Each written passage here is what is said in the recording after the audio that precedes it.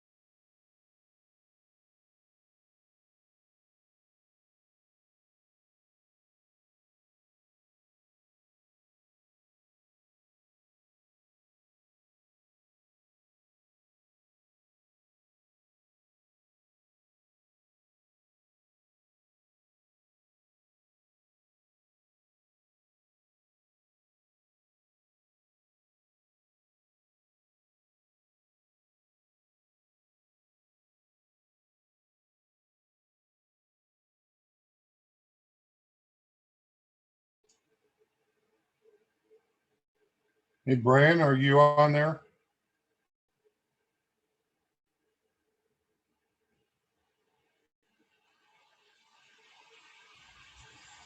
Hey, Audie, what can I do for you? Is this an executive session? No, it's just a regular budget committee meeting. Okay, so if my wife's in the room, she can listen? Certainly. Yeah, it's a public meeting. Okay, just wanted to make sure. Thank you. Yep.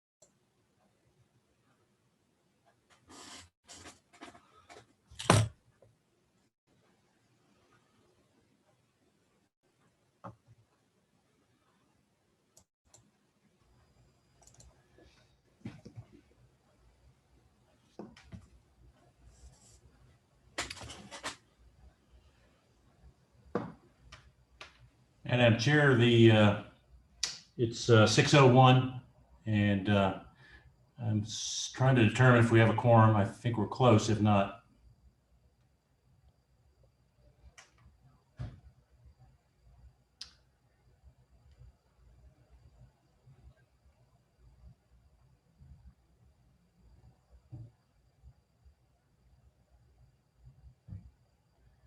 You do have a quorum. Okay. 6:01, I'll call this meeting to order. I'm not sure, are we supposed to say the Pledge of Allegiance? It's Yes. on there, but happy to do it. Okay, let's do Pledge of Allegiance. Pledge allegiance to the flag of the United States of America, And to the republic for which for which it stands, one nation, under God, indivisible, indivisible, with liberty liberty justice. and justice for all.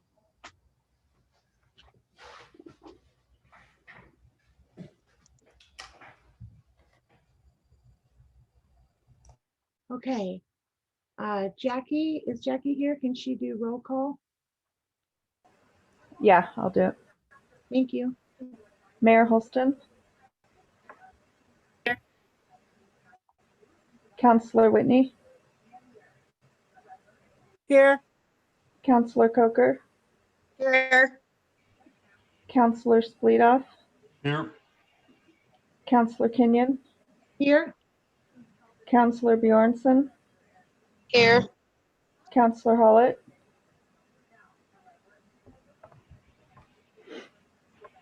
Priscilla Davidson. Kevin Gobelman. Jan Christensen. Here. April Allen. Here. Jan Hooker. Here. Okay, that's all. Counselor Hollett's here. Oh, thank you.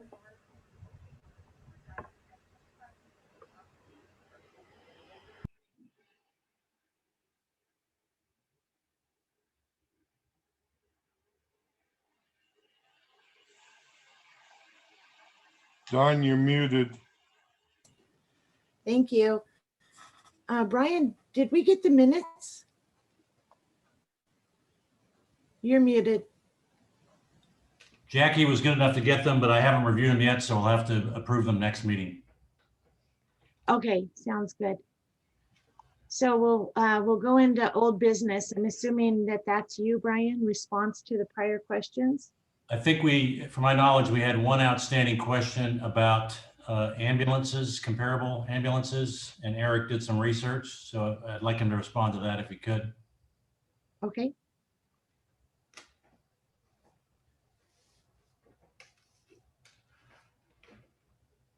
Eric, you're muted. Oh, Yep, thanks.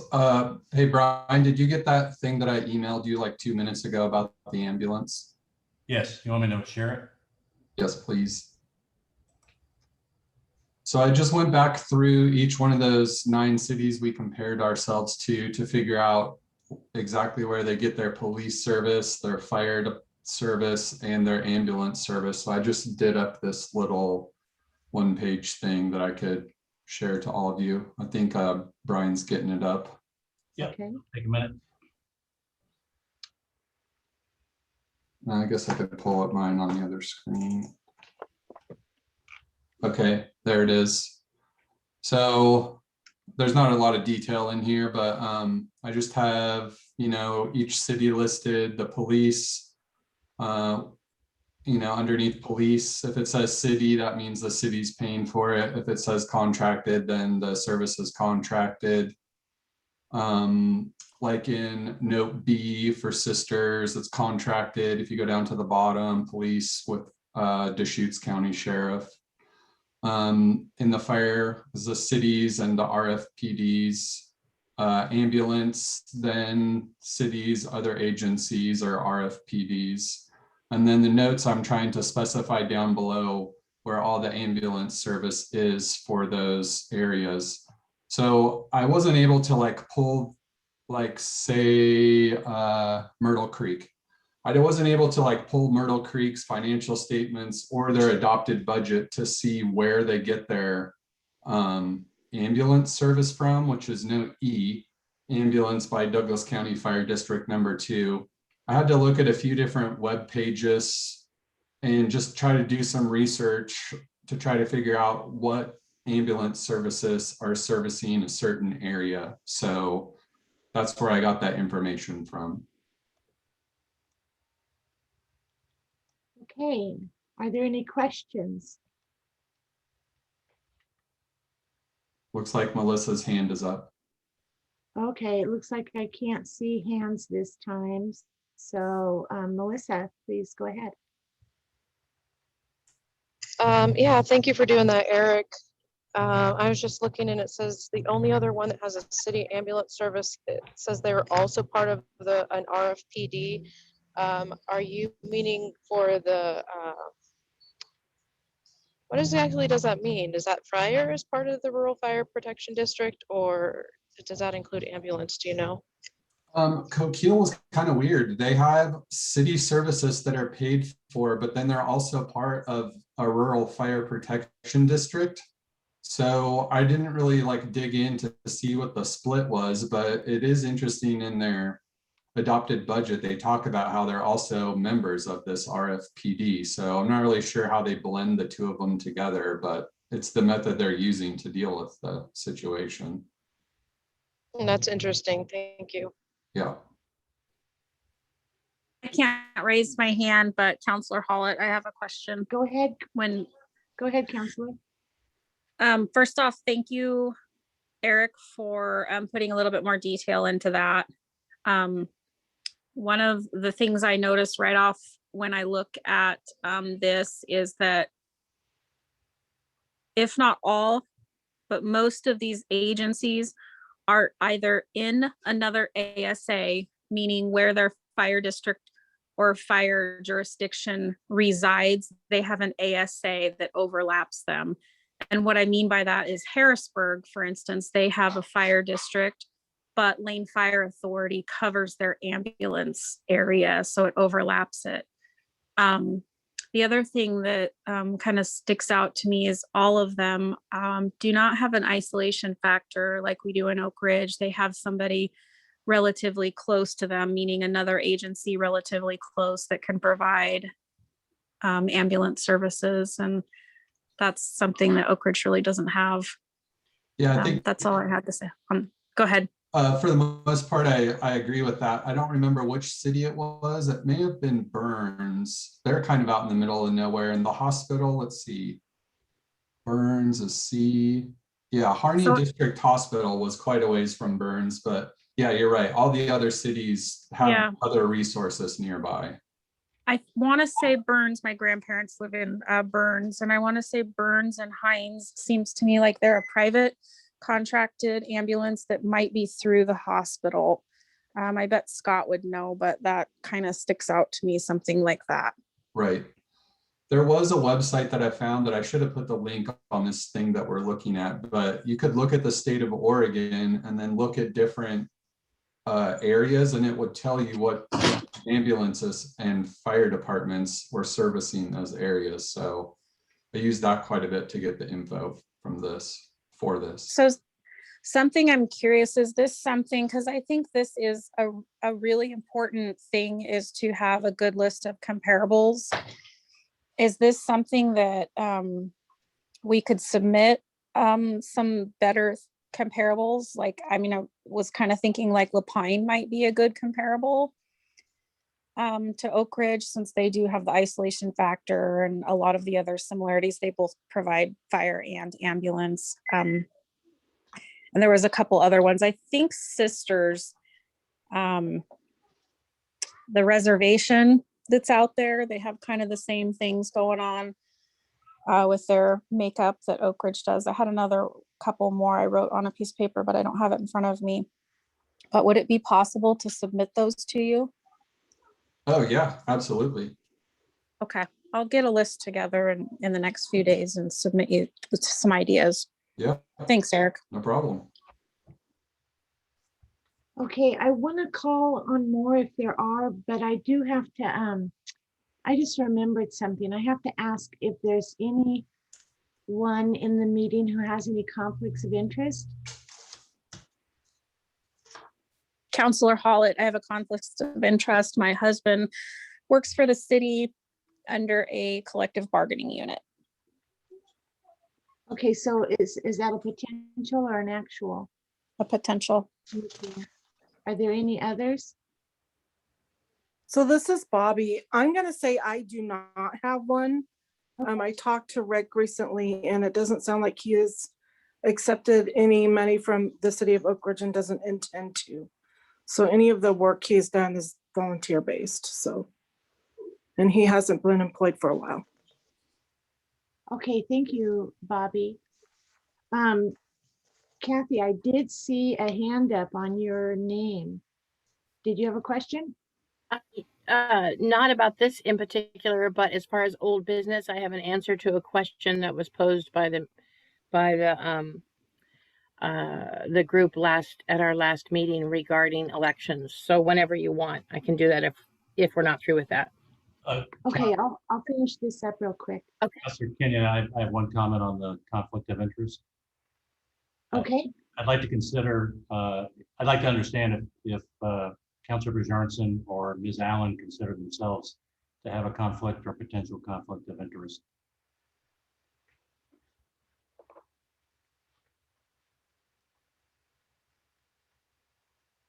do either of you have a conflict of interest or a potential?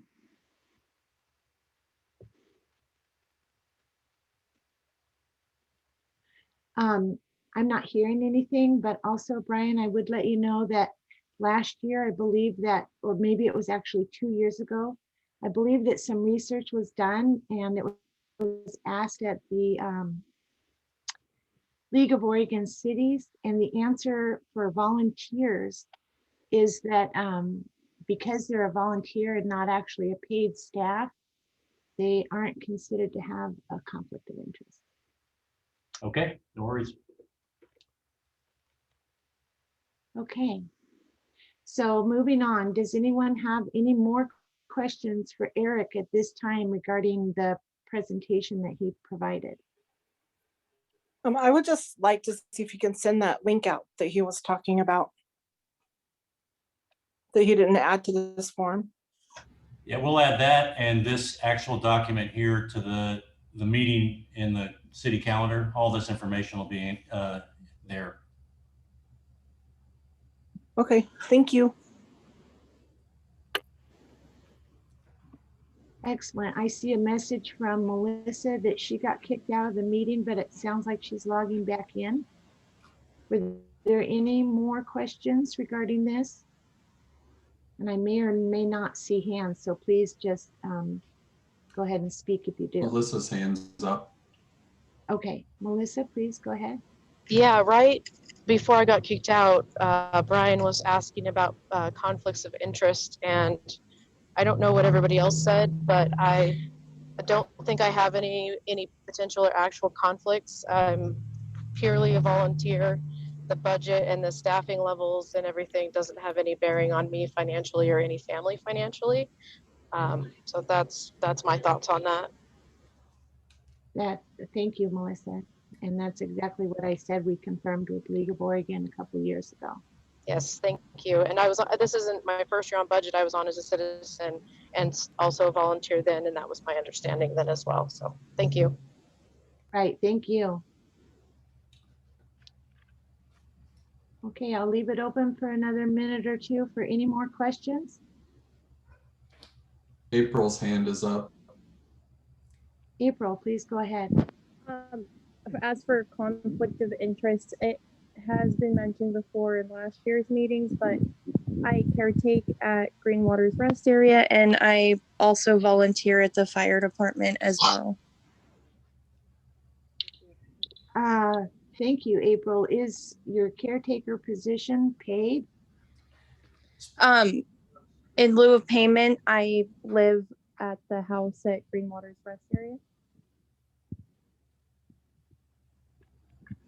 Okay, so I would recommend,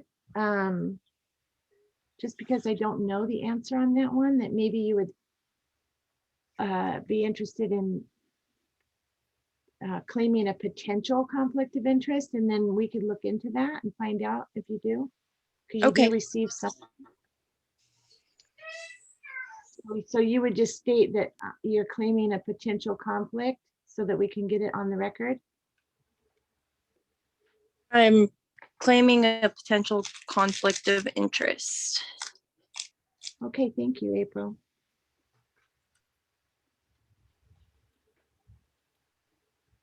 Okay.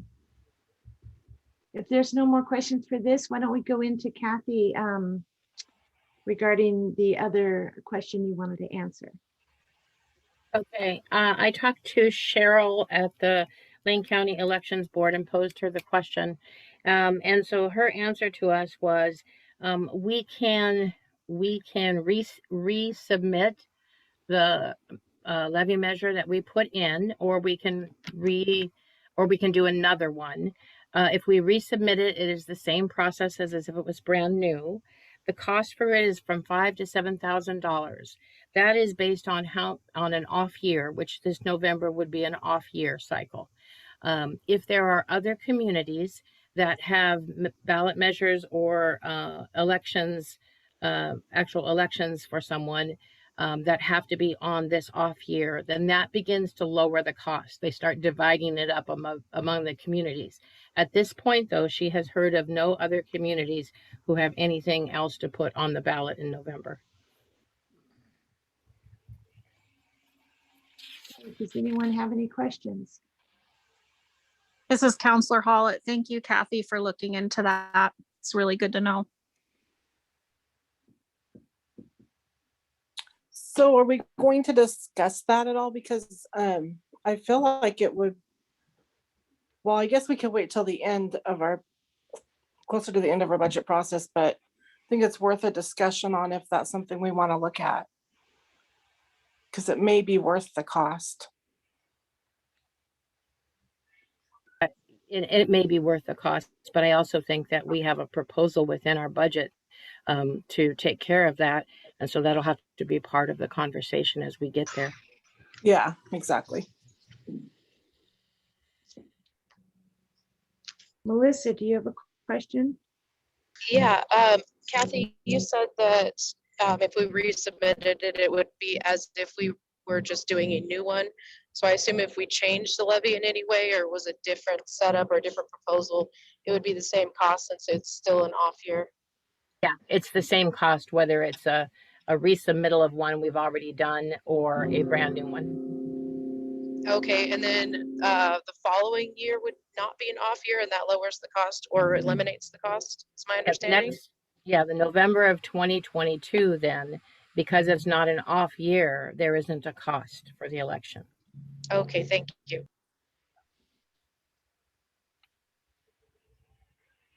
Are there any more questions regarding this topic? If none, I actually have a quick question on that.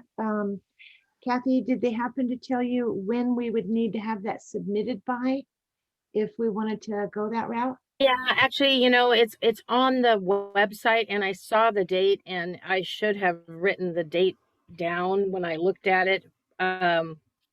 It is, see, I didn't write it down. It seems to me that it was sometime late in June. We had to indicate that we wanted to, and then over the next 2 months, the latest we could do anything as far as submit language would be in September. But they wanted it by June. So, or at least an indication that we were going to do that. She did ask that I just keep her in the loop if it looks like, because she tries to pull the communities as it gets closer so that she can give estimates to others just as we asked to. So I told her I would. Okay, excellent. So it sounds like we definitely need to have this on a topic towards the end of the budget season so that we can meet the deadlines if necessary. Okay, are there any more questions regarding this? Chrissy, do you have a question? No, I'm sorry. I forgot to hit mute. Okay. Okay, so the next item is proposed changes to enterprise fund budgets. Is that you, Brian, or would that be Eric? No, that's me. What I wanted to do is, we briefed the enterprise funds last session. And if any of the committee wanted to bring up proposed changes to those, to that proposed budget for the enterprise funds, to bring it up now for discussion, and obviously it can be altered later, but I wanted to kind of get a feeling if anyone thought that they should be altered at all. I have a discussion topic for that. Okay, go ahead, Chrissy. Enterprise fund, and I don't, I'm not entirely saying that we should do this, but I do think it's good for everyone to discuss. I think Eric Kaitola has looked into this before to see what it was in the past, but the city of Oakridge used to run the fire and EMS similar to how it does the water department, is my interpretation, where half of the employees were paid out of ambulance revenue, and then half of the employees were paid out of fire tax income.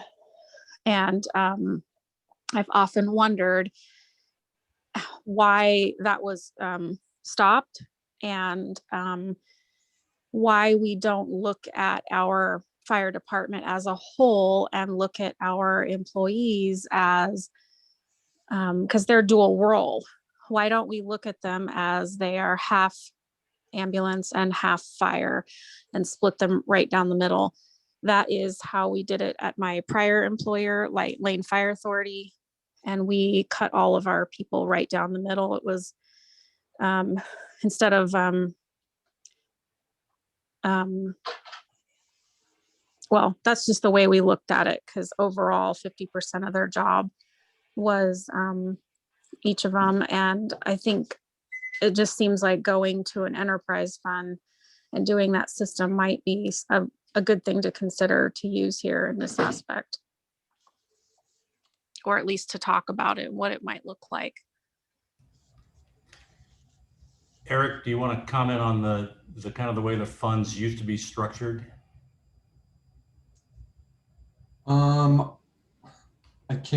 I would like to do some more research on the previous audited financial statements. Okay. But I just want to make sure that everyone knows an enterprise fund or a proprietary fund is supposed to be completely self-supporting. It is not supposed to receive any tax dollars whatsoever.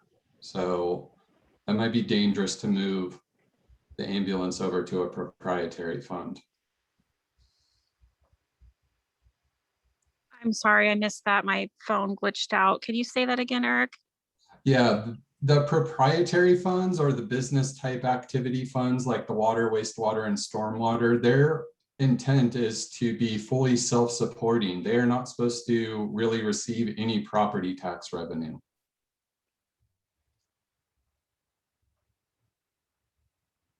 So I don't know that making the ambulance, I don't know if doing the ambulance like that would be a good thing or make it even worse, but just something to consider.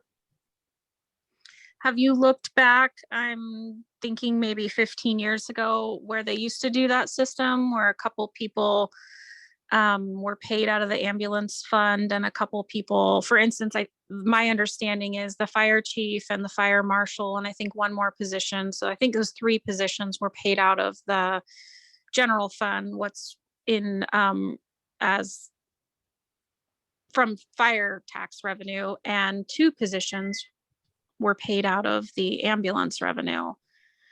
I know what you're talking about, but I don't remember the exact details of what the split was or why it was like that. But I do know that all those financial statements are on my desk and I've read them before. So if you let me do some research, I could try to get some more specifics with the history, maybe do a recap and send that out Sure. for our next meeting. Absolutely. And if you have some answers to that, I could have, questions and stuff for you before the next meeting, because it's really been circling in my head for a while. And I would definitely love to come talk to you about that. Yeah. And, fine. Scott might be a person too, because that's actually when he started, that he was paid out of the ambulance fund, and they all kind of knew how where their wages came from. Mhm. All right, is there anyone else with questions on this topic or comments? Go ahead. Yeah, I Kathy. do. Thank you. So I just, we've had this discussion before about whether they go into an enterprise fund, whether they don't, whether they're split in half. And during budget season like this, for me, I just kind of would ask, what is the advantage one way or the other? What do we expect to get out of that? I hate to commit a lot of time to discover what we did in the past and when we changed and why. I would like to know if there was an advantage to it. The bottom line to me is we're looking to see how we can increase our revenue and decrease our expenses, regardless of how we split the P up. So I just would caution us not to pile on work that we don't see an advantage to. But that's just my opinion. Thank you. So I have a small comment. Go ahead, Bob. So I agree with both Kathy and Chrissy with their comments, but I think we know this is a really, really tough budget cycle. And I think we have a responsibility to kind of go down every rabbit hole to feel like we've exhausted everything, because it is such a huge budget cycle with so many, just such a huge response that will come from our community from it. I don't even have the right words to say it, but I think we really have to explore every little nook and cranny of this, just to make sure we've done all of our due diligence and we can all feel like we've really exhausted everything. At least I feel that I need to do that, because I feel that we kind of owe it to each other and our citizens to do that. And I know that, it's going to be tough, but I think we need to do that, and it's important. But I don't know that it necessarily all has to be here at the meeting, that some of it can't come out, and follow up emails with detailed information. But I just think it would be good for us to do that.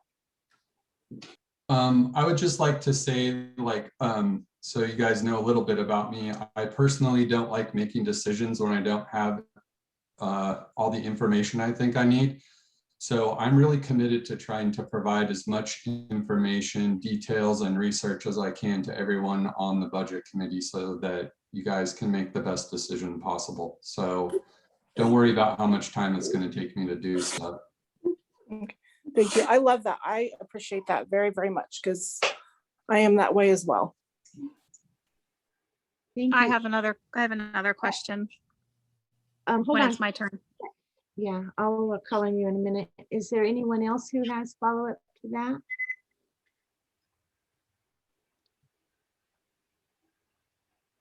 Jan Christensen, is that just a thumbs up, or do you have a question? It is a thumbs up. I entirely agree with Bobby. I think every rabbit hole should be explored, because if you try to get this on a ballot this year, you better let the community know you've done everything you possibly could before asking for them to approve that.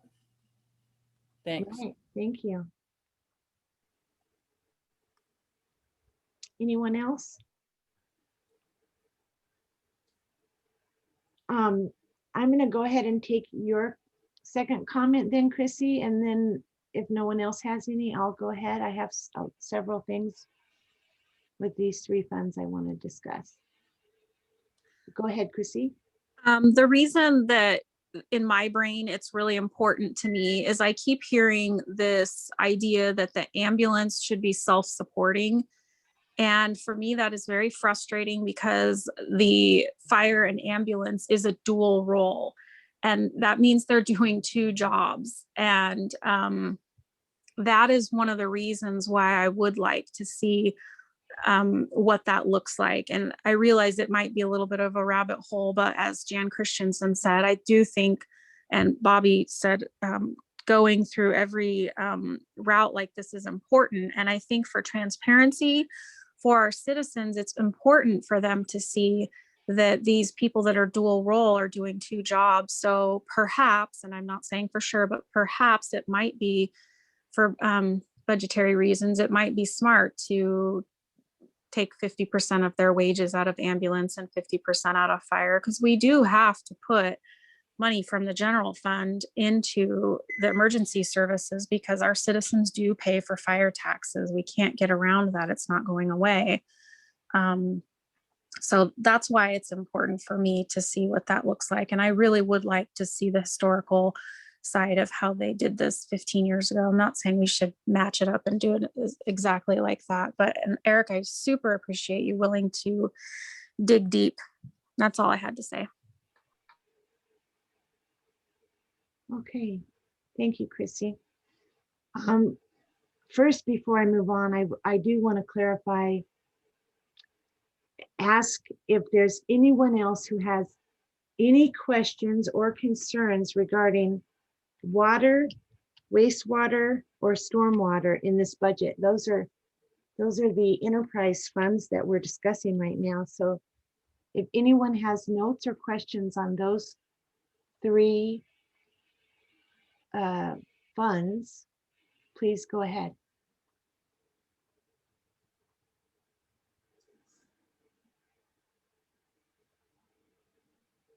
Don? Audie, do you have a question or concern? Yes, I'd like to find out, I guess we have a newer storm drain truck, vacuum truck. Brian, do you know what condition that is in and how long it's going to be good for? I know that we bought that truck used from another community, and Eric, I don't know, do you have in front of you how many years it capped out at?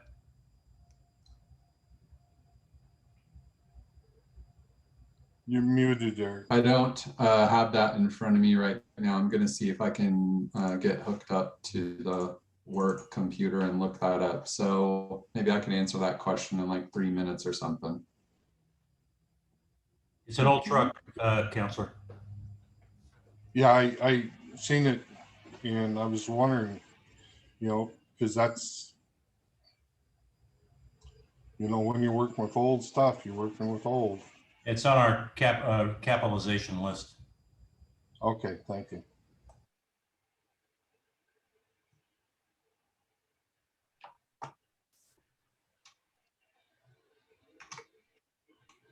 Okay, I don't see any hands. Is there anyone else?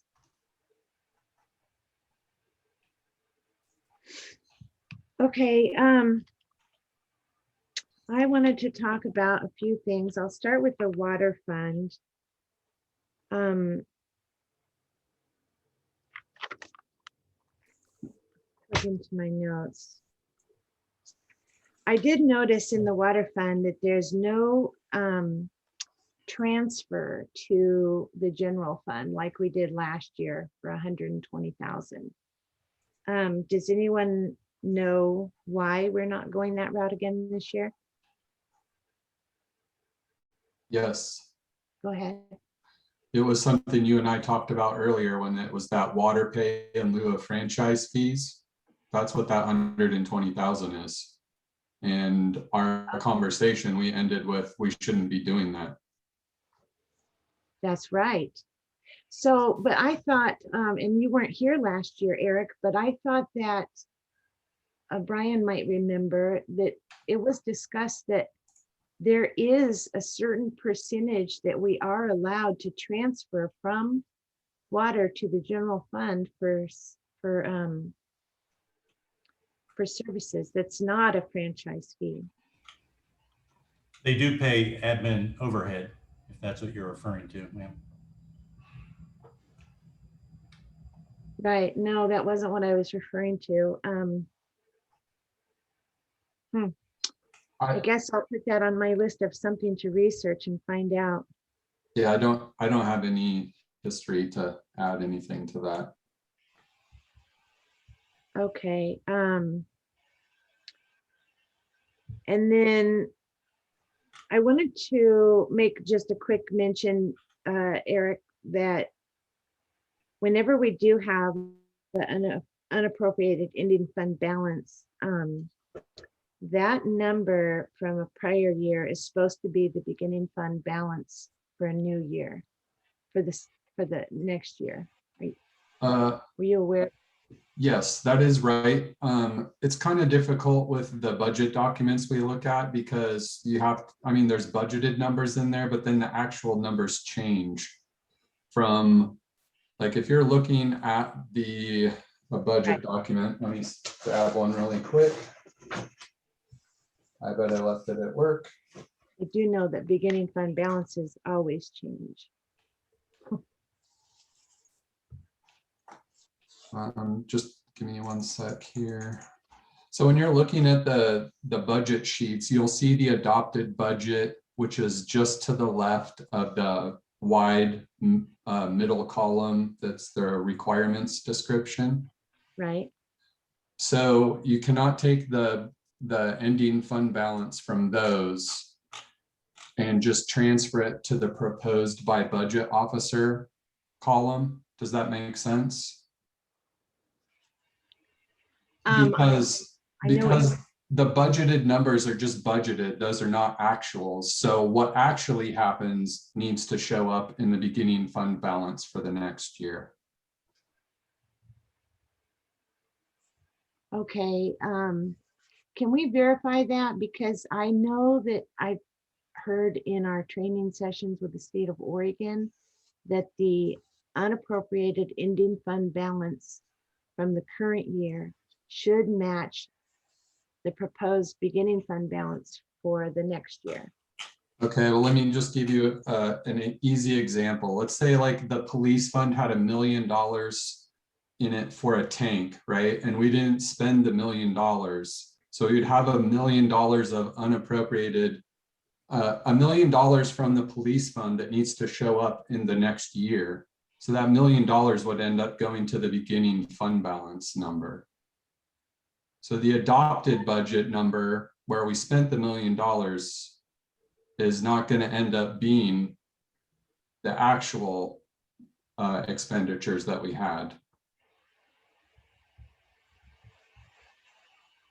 It's kind of difficult because the adopted column is like what you're planning to do, right? But then you're transferring a real number, the actual number from the revenue and expenditures to the beginning fund balance.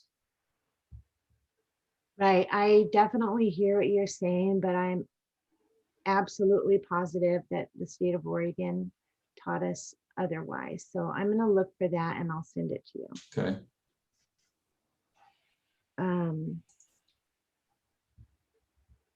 And then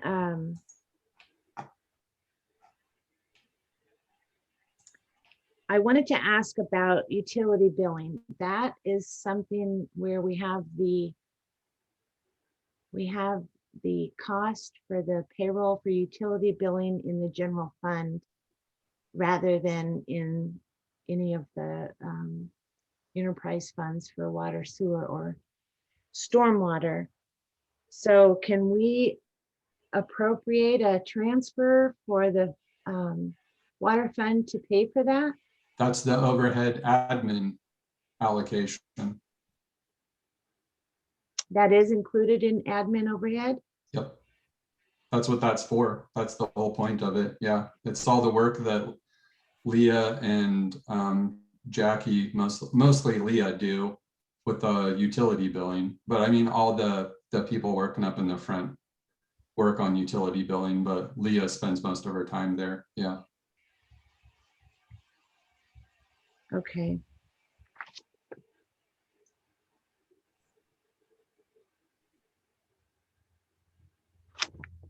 Okay, I'm just scanning my notes. In the stormwater fund, there's no personnel listed. That's we, correct.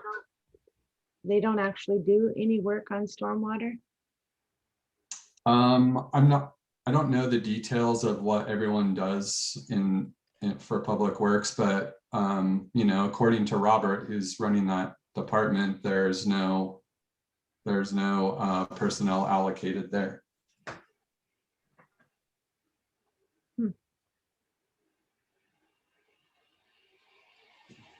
And Brian, do you know if that's accurate, that nobody actually works on stormwater? I'm sure What is that storm? there's work being done on stormwater at times, but it's such a very, very small fraction of the total work that the public works people do. I don't even think it would account for more than a 0.05%. If I could make a wild guess, I'm going to guess that stormwater is runoff that goes into the sewer treatment plant, and the sewer treatment plant personnel. Okay, But that's a wild guess. Yeah, I don't know that. Should not end up in the wastewater treatment plant. Unfortunately, some of it does, but it is just what's in the drains and how we get the drainage works to the water that goes and empties into the Willamette. So it's just rainwater primarily, and how we control that rainwater. okay. Okay, that's all I had. So it looks like we would be moving into new business. And we have discussing restricted funds listed first. Can someone clarify, is that the OIP or more than just the OIP, or? Well, wonderful you should ask that leading question, because that's exactly why Eric has queued up a brief to discuss what a restricted fund is and what are the limitations upon them. So I'll hand it over to Eric to pass that on to you. Okay, thank you. Are you gonna screen share, Brian, so I can, let's see.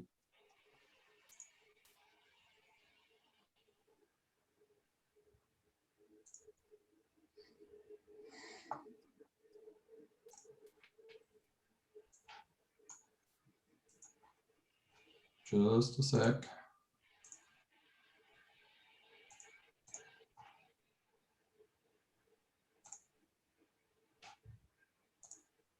Okay. So I brought up the issue of restricted cash before at city council meetings, and it's a very important thing that we need to consider while we're doing the budget. So I just threw this quick presentation together to do a review of what restricted funds are, or restricted cash rather. So restricted cash, there are certain funds the city has that are completely restricted. The money in these funds are only available for extremely specific purposes. You cannot just transfer funds out of here for any reason, and you cannot loan funds out of restricted cash funds. This is a copy of the top piece of the balance sheet from today. I've highlighted the funds that are restricted cash funds that the city has. The fund that starts with 230, the top one, is the streets fund. So money in there can only be used for streets. The next one that starts with 245 is the water reserve fund. And that is a fund that the city has been putting money into as backup funding for any kind of water emergency or water work. I don't know exactly what that's for. I don't know if it has a very specific purpose or if it's just to be used by the water department. The next fund, 321, is the water bond reserve, which we just need to withhold money in there until the bonds are paid off for the second to last loan we had for doing some work on the treatment plant, I think it was. The one that starts with 390 is the Oakridge Industrial Park. And the money that's in there can only be used in the industrial park. So if we look at the previous sheet, let me back up here. So right here at the bottom is total cash and cash equivalents. This is all the cash the city has. it's the, oh, I might have. Okay, so it's 1,688,000. If you add up the numbers that are in the red box, you end up with the restricted cash, which is basically unspendable to the general fund or the enterprise funds. So we have an available cash of 823,000. That's, you know, sounds fine, and it is. You just have to keep in mind that a majority of our revenue and all the governmental funds comes as property tax revenue in November and December. So we have this nice egg of available cash here, but we need to remember that we have to make it last to June 30th without dropping below the restricted cash balance. At all times, there has to be this much money in the bank account at all times.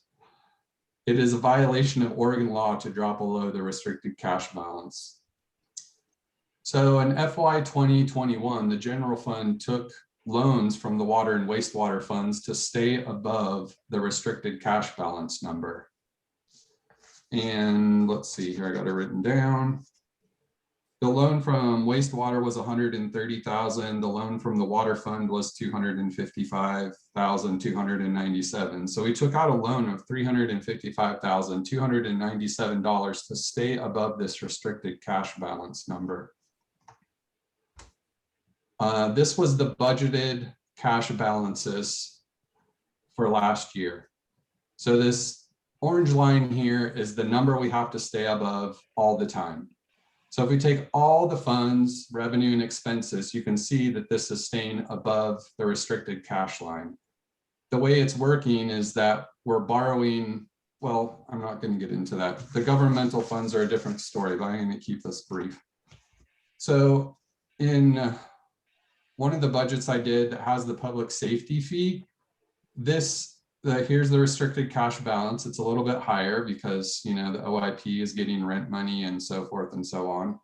So with the public safety fee that's included in the EMS fund, we barely drop below right here, which we would need to borrow funds from outside the city or not spend money here in order to make sure that we stay above the orange line right there. It's not a big deal. This is a $21,000 gap. So we could hold some expenditures to make sure we're okay. But if we don't have a public safety fee, the scenario is way different. We cannot borrow money from the water fund to make up this gap. This gap is $201,000. Money would have to be borrowed from outside the city somehow. So that's the end of the presentation. I just want to make sure that people understand that restricted cash balance is extremely important, not to just disregard it. Right. Kathy, go ahead. Couple questions before I ask the big question. The wastewater, street fund, it technically then isn't a restricted fund. It just has a specific definition that says it can only be used for street. Well, that is the definition of a restricted fund. So is it also a restricted fund, the street fund? Yep. Oh, okay. Yep. Okay. I just want to make sure. And then other question I have, I just want to make sure I'm understanding what you're saying on these two graphs. Is this public safety fee that is worked into the budget proposed to help us with this deficit? The first one you showed it is we can manage to make it okay and borrow a little bit, but if we don't get it, this shows, the one you're showing now shows what will happen without it. Correct. At the same level of all the same employment levels, everything's the same. The only thing that's different is that public safety fee does not exist in this graph. Okay. All right. So this wouldn't reflect any changes that we may decide to make or anything else or reduction in personnel, but just straight on as it is now, if we don't do the public safety fee, this is what will happen. Can you go back to the previous one? Yes. Just want to make sure I understand this because okay. So All right. I don't want to interrupt you, but I want to point out that this piece right here, the gap from here to here is amount of money that could be spent on infrastructure. If we go to this slide, there's literally no money to be spent on infrastructure with the things the way they are. I mean, we couldn't even pass this budget because it wouldn't be balanced. But I just want to kind of clearly illustrate what the restricted cash balance is all about, and that it is something that we should keep in mind. Thank you. Are there any more questions regarding this restricted? I have a question. Go ahead, Councillor Hollett. Thank you for putting this into perspective, Eric. And my question is when you say public safety fee, I'm assuming that you're talking about putting something on the levy. And this question might be jumping ahead a little bit, but I remember in the introductory speech that Brian gave, I believed he spoke about putting a fee on the water. I thought it was imposing a fee on the water bill. So I'm curious if this is what you're meaning, the water bill fee, or you're talking about another levy. This right here is the $608,000 that's shown on the EMS fund as an imposed public safety fee in the budget documents that everyone has. So that would be an imposed fee on the water bill. Is that correct? Yes. And that Okay. would be an EMS fee, not a public safety fee. Okay, so it's an ambulance fee attached to the water bill, similar to what Cascade Locks does. Cascade Locks, Crestwell does it for the police, Corvallis does it for the police, there's a bunch of others. Yeah. Yeah, there is. Thank you. Okay, you answered my question. And that is to the tune of $608,000. Yeah, that's what's in the budget right now. Yes. So, and again, this might be jumping ahead. What kind of fee is that going to be for the average homeowner on their water bill? I mean, you can take the 608,000, divide it by the number of water bills that go out every month, and how many is that?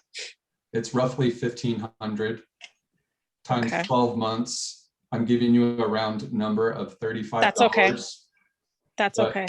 But one should also be aware that there could be all different methods for applying that safety fee to water bills. It could be corporate people have to pay more. I don't know, but I just took the 608,000 divided by 1,500 divided by 12, and it's like $35 per bill. That's okay. Thank you. That very well answers my question. I appreciate it. No problem. Do we have any more questions? Councilor Bjarnson has a question. Councilor Bjarnson. Go ahead. Thanks, Brian.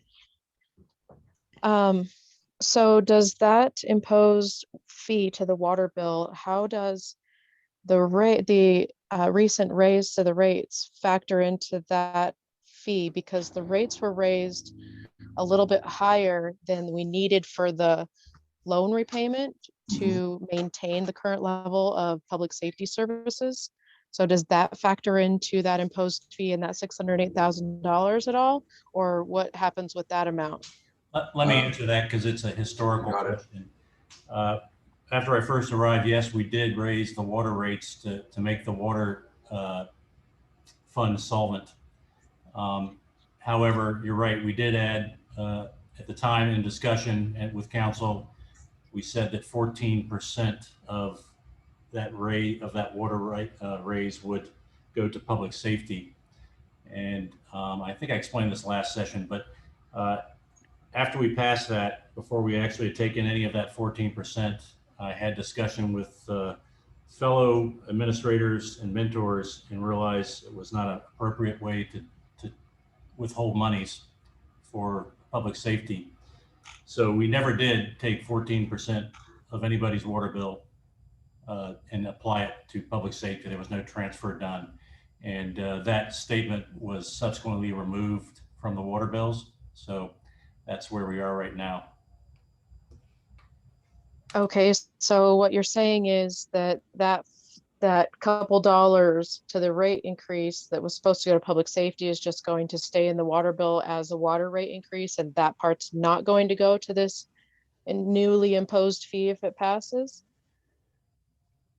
No, we can adjust as we develop whatever this this EMS fee is going to be. We can adjust that to include or reduce. Probably the most cleanest thing to do would be to reduce the water rates By the amount that was initially raised for public safety? 14%. Yes. Right. Okay. Thank you.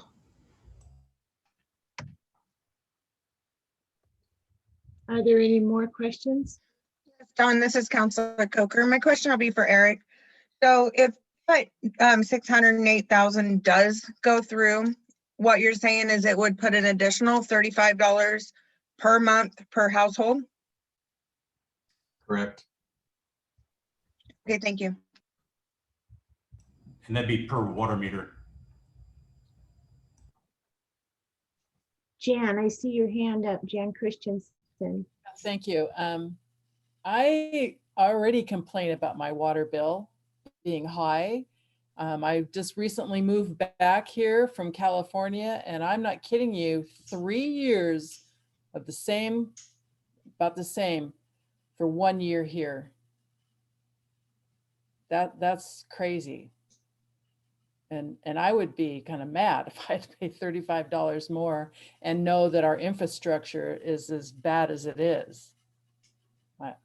I don't know how you're going to just apply that one. You know, with the $35, then there's a lot of resources to invest in the infrastructure.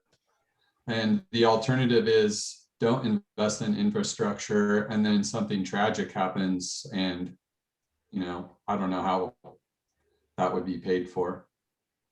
But seems to be a fair amount of money in the water funds that aren't being used for water funds. They're being used for EMS and whatever. And also the other thing to keep in mind is the water fund resources that they get, you know, the money that water fund and the sewer makes is keeping us above that orange restricted fund line. Because the general fund and all the other governmental funds spend to zero. So it's really the money from the water fund that keeps us over that restricted line. I just don't know how you can explain that and justify it to the citizens. I will tell you that you mentioned how much money is in the water fund, and the fact that we're borrowing that money each year is why your infrastructure is in the condition that it's in. So that's all I can say. You borrow the money and then the enterprise funds can't use it because it's borrowed. The general fund uses it to stay above this line and to pay for the overspending. And then they pay it back, but they need to borrow it right back again. So even though it is loans from the water fund, they have no ability to use it.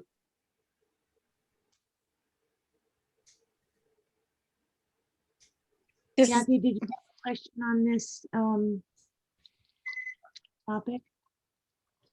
Well, I just had a question about this because recognizing that the extra money, the extra $35 per meter would be specific to EMS. So that, you know, those of us who were in favor of the levy were willing to pay more for that, knowing that it's restricted to that. Isn't like I'm raising my water bill. And actually, I think we've looked at water rates, and maybe we should do that again as we move forward in this conversation, probably run out right now. But our water rates aren't that, don't fall above an average for communities our size in Oregon. But this is one way.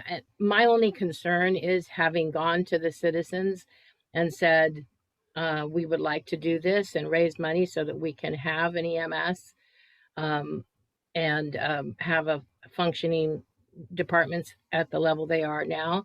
And having had it rejected, I don't see any other way to keep us financially secure than to go ahead and secure this and say, we're going to do this. And we can legally do that. I just recognize that there's going to be an awful lot of blowback because of it. It's a way to, in essence, get around the levy, excuse me, the levy not passing. So, but I would still, I would still do it because we need to have, I'm not giving up my ambulance or my fire coverage or anything like that. So I'm willing to pay for it. I see Chrissy, Melissa, and Audie all have their hands up. Thank you. I'm going to call on Audie first then, because I want to make sure that everyone has a chance to speak first before. Now, maybe I should double check. Chrissy and Melissa, you have both spoke on this topic. Is that right? Yes. Okay, so Audie, go ahead first. Yeah, where I see is we've had 2 water fundraisers in the last couple years, whatever it is. And you told them we needed more money so we could pay the water fund bill back. Then you loaned the money out or borrowed the money out of that, and we couldn't pay the bill, so we need to raise the water fund up again to pay for all this. And now you're telling them, well, now we're going to raise your water fund again, but we need to explain to them what's happening. There hasn't been the transparency out there. And for people that's just saying, well, God, they're just raising our water bills over and over and over and over and over. And pretty quick, we're just going to drill our own wells and, the city's going to be out. And that people don't realize, I don't think they can do that. But that's what I hear going on out there. And it's just, things need to be explained more to the public out here, what's happening, transparency out there. You explain to them, yeah, we're going to have to raise this. If you want to keep your EMS in service, we're going to have to raise your water bill. But on the other hand, when they see you raise that $35 and then go in and borrow out of it to keep something else going, then you're going to have people on fire. Okay, Audie, you got a couple of good points there. I want to say that I looked at the asset list for the sewer cleaning truck. Sorry, I'm off topic. And the one I can see in here that I think it is was purchased in 1998 and had a useful life of 10 years. And so it's past its livelihood. So if that's the right asset I'm looking at. So one thing about the water bill, I think as a marketing kind of thing for going forward is that we don't say we're going to raise the water bill. I would maybe phrase it like we're adding an EMS charge to the water bill instead of trying to say it's a water bill. And Audie, also, if we have the imposed safety fee on the bills, the general fund would not need to borrow money from the water fund anymore. That would end. Okay, that's what kind of needs to make sure that everybody understands and stuff out there. And the thing with the truck, I think that was the old truck. I think we just got a new used truck. Okay, well, I can't see anything on there that sticks out as the new used truck. Yeah, maybe Brian can come in on that. Yeah, I'll take a look at my records here. Okay. I'm sorry to interrupt. Maybe, are you talking about the truck that has the hose that sucks all the stuff out of the drainage parts in our road? Are you talking about that truck? Isn't that the one we got It Vac was truck. used not too Yeah, long. it was a used vac truck. Yes. And I bought the last used vac truck. And I think that's the one you purchased back in 98. Okay, I do see something on here called the 1999 VacCon International Navstar that was purchased in 2019. That's the only other one that I see on here that might be the one you're talking about. Right, that's the one.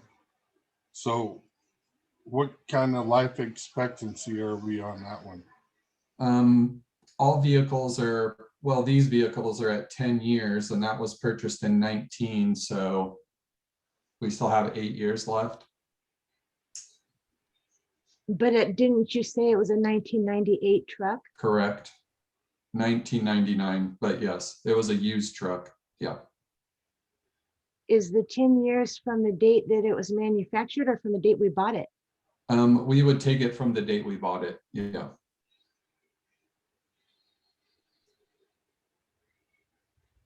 For accounting purposes, for reality, it's probably the date of manufacture. Right, right. That's an accountant's way of looking at it, but the truck itself is very old and in need of replacement. Right, yes. Accounting wise, that's when you bought it, but Yeah. So then it would make sense when we're buying something, not to buy something that's already past its useful life. well, the good news is it was 35,000. I don't know how much a brand new vac truck is, but it's probably way more than that. Yes.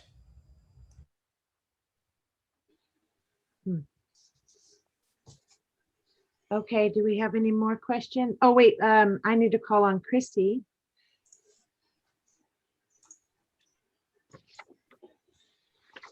Councilor Okay. Holly?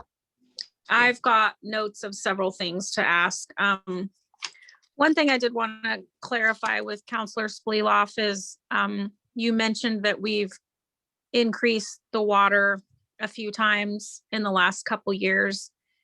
And I want to make sure that for the record, we've actually only done one water rate increase. And secondly, I want to clarify with both Eric and Brian to make sure my understanding is correct that water rate increase that we did do, since it wasn't, since Brian learned it wasn't exactly done correctly, that we would essentially kind of reverse it. So take it away and then add on a $30 or $35 fee. So then if you look at your bill right now, it wouldn't exactly be a $30 fee or $35 fee, would it? That's correct. If we took it away and then added it back, it would be less than 35. Your base rate would be 14% lower than it is right now. Can you explain that in numbers a little bit more to everyone? I don't know what the base rate is and I don't have it memorized. So assume that the base rate is $10, then your water base rate would be $7.60. And then we would add on the EMS fee for whatever that number is calculated to be. 35, I guess, is the current number depending. So in essence, your total bill between water, wastewater, stormwater, and this EMS fee would be the sum of all those. Okay. So if you're looking at your water bill right now, it might not be a $35 increase. It might be a $27 increase or something like that. Does that make sense? I don't think it'll reduce that much, but yes, it will be lower. Than Okay. Okay. I think, Chrissy, real quick, I can actually answer the actual numbers. I have them written down. Okay. When we did the water rate increase in November of 2019, our two choices were to increase it $6.17 per base rate just to cover the water and the water loan, or to increase to $8.54 to cover the public safety. So the difference was $2.37 that was for public safety. That sounds like never went to public safety. And that's the number. Okay. I think I'm getting it.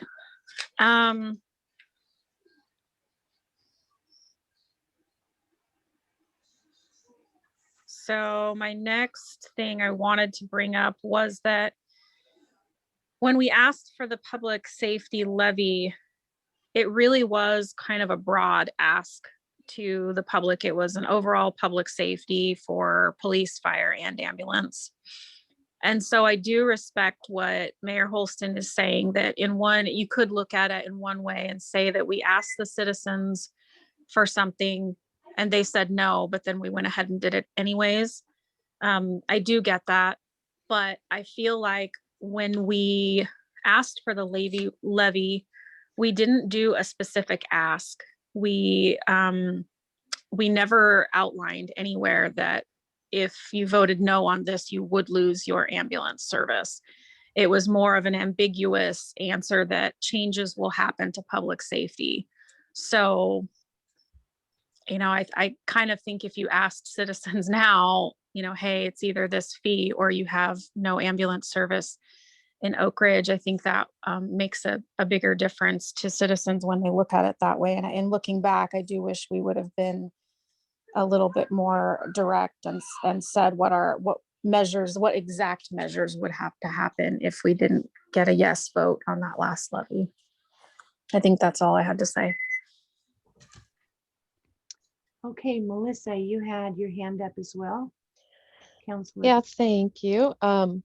So I have to say I agree with what Chrissy just said, and also what Kathy said, and also what Audie said. I understand the anger and the frustration that might be felt by citizens with this coming up, but I agree that it was kind of ambiguous, and it wasn't necessarily put out there to the public that if this doesn't pass, your ambulance will go away. I do like the fact that if this is added to the water bill, it would be specifically EMS only. That way it's not being kind of jumbled around into other funds and stuff. And that way we can look at our citizens and say, we did this and we will not be losing our ambulance service. I really like that. I personally will pay it if we pass this happily, because I don't think losing the ambulance service will be any good at all for this community. We are unique. We need it. It's just bottom line. We have to have it. However, we can figure it out. Obviously, the best for the citizens' pocketbooks is great. But leading into my question, taxes, property taxes that the city gets every year. It's my understanding that we pay a portion of property taxes that goes to fund fire. But what I'm seeing is the ambulance revenue and then the $608,000 to fund the emergency services fund. Where does fire protection come into that out of the taxes that would go to our fire department and the firefighting side of things? Well, that's kind of the sticky part, right? I mean, this year there's $565,000 of property tax revenue, if you want to call it that. Some portion of that 565,000 being transferred to the emergency services fund is property tax. In the scenario where the imposed public safety fee or fire department fee or whatever is one line item in the fire department, that totally closes the gap that's there this year. But next year, when the wages go up, there will need to be more funds from the general fund moved over, you know, or we have to keep raising the public safety fee to match the increase in personnel service costs. Yeah, I understand what you're saying. I'm just wondering why we're not transferring any part of taxes in this budget to the fire services, or the fire department emergency services fund being all one. So we're taxing citizens for it and then not giving the department the money for it, but then imposing a fee. Would the fee be lower if we transferred a part of the taxes that should be going to fire services anyways? Well, if the fee was lower, we would have to cut more out of the budget. I mean, we need the 608,000. There are different ways to do this. You could also put the 608,000 in the general fund and then distribute it from there to the fire department. And then all of the fees and taxes are together in the general fund. And it's like not impossible, but how are you going to separate public safety fee money from marijuana tax money, from liquor money, from all the other money that comes in taxes, and say exactly how much per portion went to each thing? You could also move the fire department and the EMS department into the general fund with the police department and then just do it that way.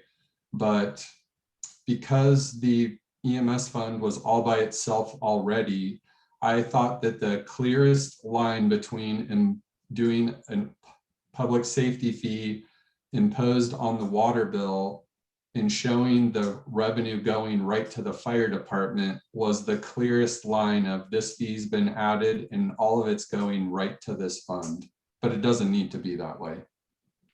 Oh, let me clarify that my thoughts are not at all in favor of putting any kind of fee for the EMS service into the general fund. I think that if we're going to tell the public that it's for your ambulance, it needs to go to the ambulance. But are you now saying that that's actually going to be fire and ambulance? And that's just in addition to taxes that are already being paid is what I'm saying. And then the taxes will just stay in the general fund to go everywhere else except for the fire service. Correct. The EMS fund is the fire department and the ambulance department. I mean, it's fire and ambulance in EMS. And really, this is all just revenue that comes to the city and then gets distributed to funds.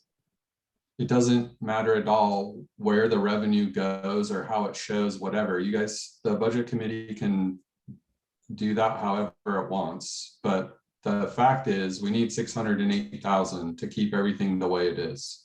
However you want, whatever you want to call it, wherever it goes, whatever funds it comes out of, it's not really relevant to me or to accounting, but the 608,000 is the number. Melissa, were you done? Yeah, for now, I think so. Okay, I would like to comment on what you just said. I actually feel like this is a topic that definitely needs to go to a vote of this committee.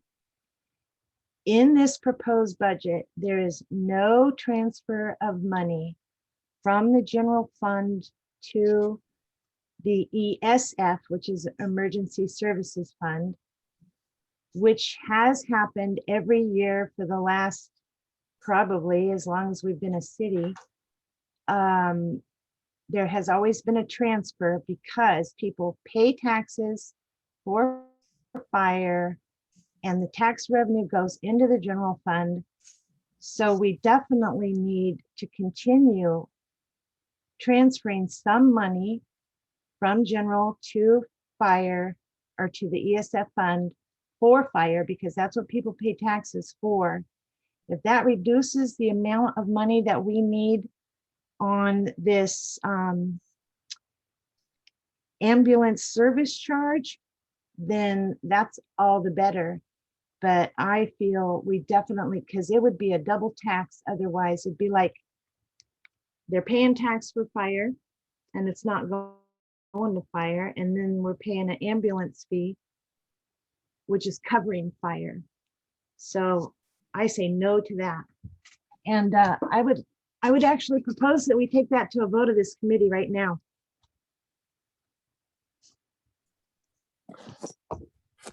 I haven't even briefed the funds yet. Do you want to do it now before you've even looked at the numbers? Yeah.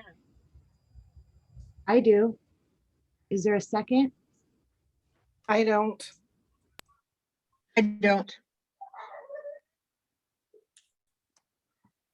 I need more information to be able to even come close to making any kind of vote like that. And I need to see the consequences of the different scenarios and what it looks like and what it means. So I'm very visual and I've got to see it. And that's the way I can wrap my head around it. So I am in no place to really make a vote like that right now.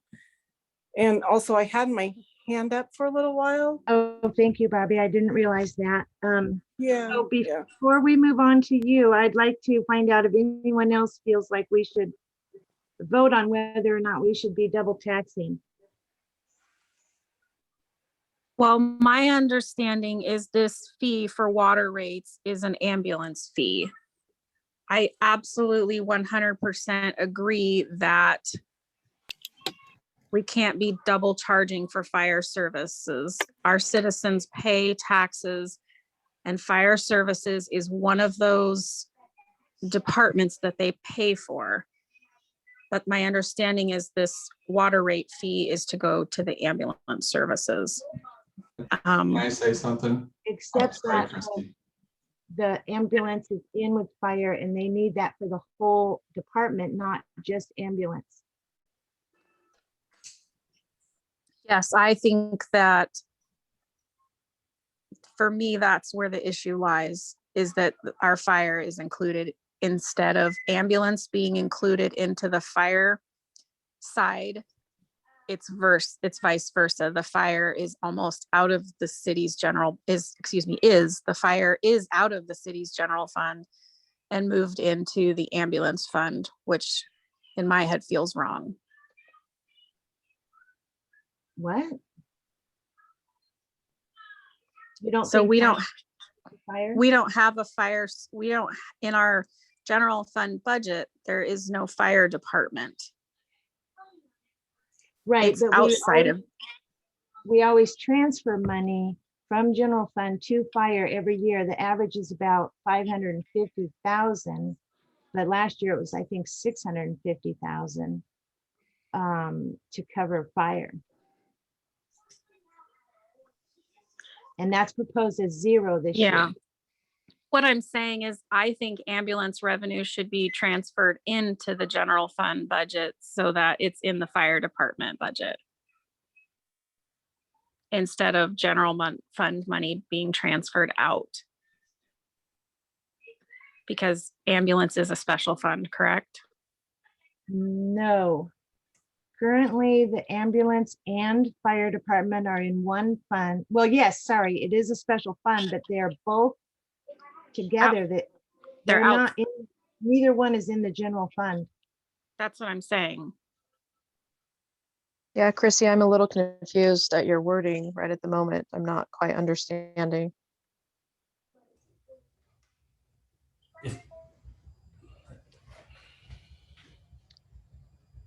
Okay, well, clearly we need more discussion because nobody wants to talk about doing a vote. So should we have that discussion now? Makes sense to finish going through the fund explanations so we have that information before we try to dissect what we've only half talked about. Okay, so I agree. However, we are actually supposed to be on restricted funds right now. And I have a lot of questions from all the comments that other people have made. But as chair, I'm supposed to wait until everyone else is done. So does anyone else have more comments regarding restricted funds, which are streets, water reserve, water bond, and the industrial park? Actually, I have a comment, but it's not just specific to that because I've had my hand up for a while. So I just wanted to confirm that even though we're having all these discussions, we're still going to continue to look for additional revenue sources and other ways to help fund our EMS and our fire department and our public safety, not just stop with what we're doing here at our budget committee after it goes to council, but that we're going to continue that. I just wanted to make sure that's still part of our goal because I wasn't quite feeling that earlier. I think the answer to that is definitely. Yeah, I this, hope everyone, if I might, this is a CA. The EMS fee that I'm proposing is a limited duration EMS fee, which like I explained when we were going for a levy, allows time to look at alternative options to reduce and make more efficient the EMS service. And that includes redistricting or reconfiguring the ASA with Lane County's work together to allow us to find an affordable option instead of where we are now. Thank you. I missed the word limited before, so thank you.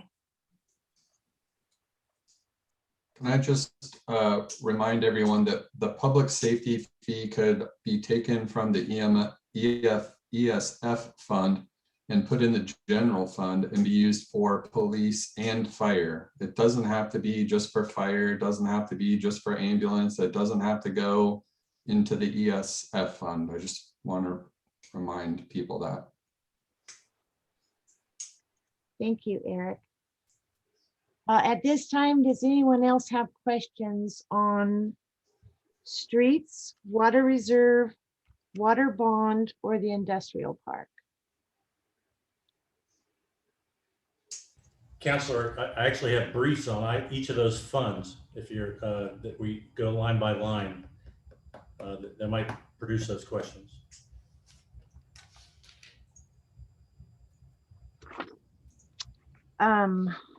Okay. Go ahead, please. Brief up again.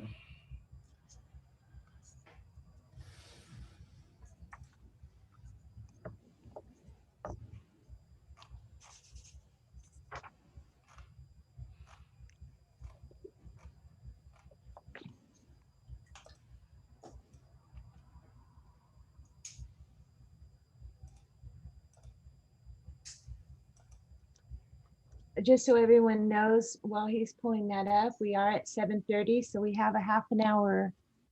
Is that correct? A half an hour left in this meeting? Yes. So I already know that at the end, I'll be proposing that we add another meeting on to our schedule for everyone to think about that while we're. Okay, go ahead, Brian. Okay. As mentioned, we're going to talk about restricted funds here. I can get this to move forward. That's all right. Okay, to start with the OIP fund, and in particular the resources. So here you can see the budget, and which indicates the preceding years as well as what we're looking at this year. So as Eric mentioned early on, it's difficult to sort of estimate sometimes what the expenditure is going to be for the rest of the year, since we're only 3/4 of the way through, not even that. So in the beginning balance, we're looking at adjusting that to 457 as a recommendation to the budget committee. And for rent income, it was overestimated, so we recommend adjusting that to 77.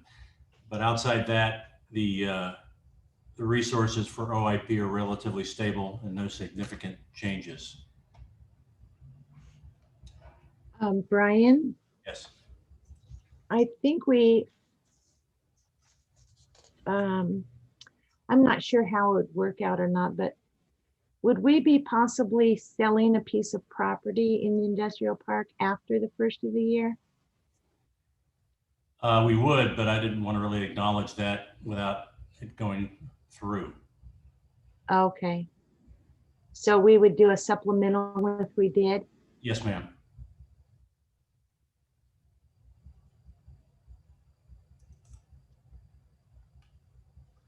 Does anyone else have any questions on this industrial park?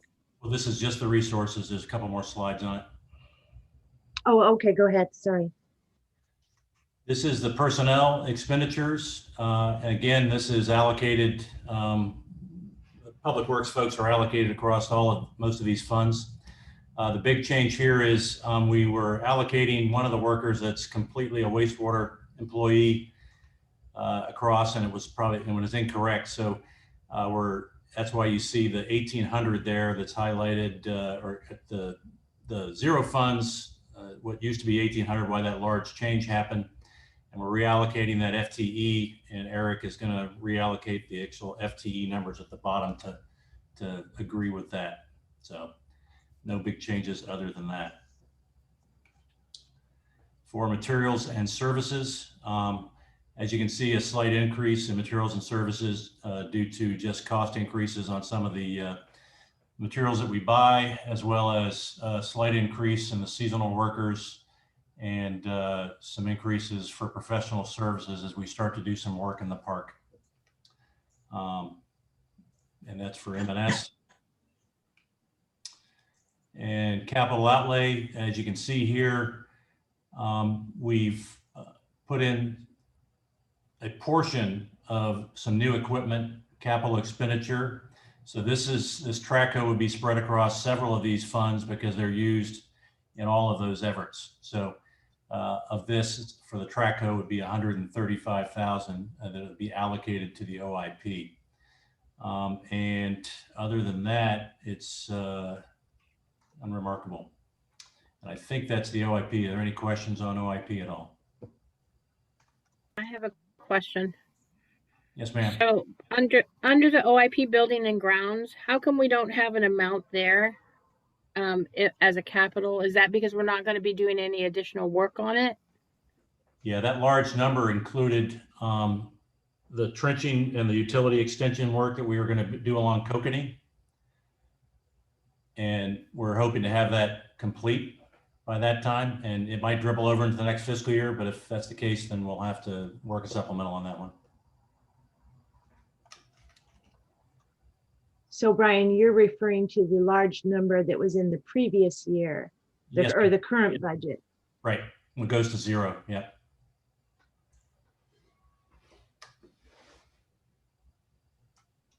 Any other questions? I have a question. I assumed when I saw the rent income go up, and now you're suggesting of putting it back down again.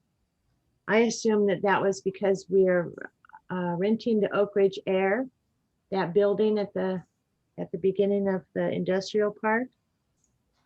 That would be, the Is that not- 77 would be an increase, and that would accommodate the rents that we were getting from Oakridge Air, from Access the Law, and from Brock Butterfield's company. So that 77 is what that is. So 3 new renters only accounts for $6,000 a year. Right. The Oakridge Air is a nonprofit, so it has a reduced rate, as is Access the Law. Brock is coming in at a higher rate because he's a private company. And Oakridge Arts Council is also a nonprofit, so they're at a reduced rate.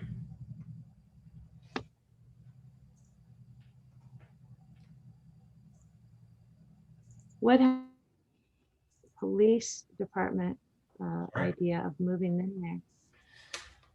Right now, it's unaffordable. I just don't have the money to modernize that building or get the changes to that OIP office building that would allow them to move there. It's significant changes that have to happen to the infrastructure. I see. Are there any more questions on the industrial park before we move on? Looks like you have two, Bobby, Councilor Whitney and Councilor Hollop both have questions. Thank you. Go ahead, Councilor Whitney.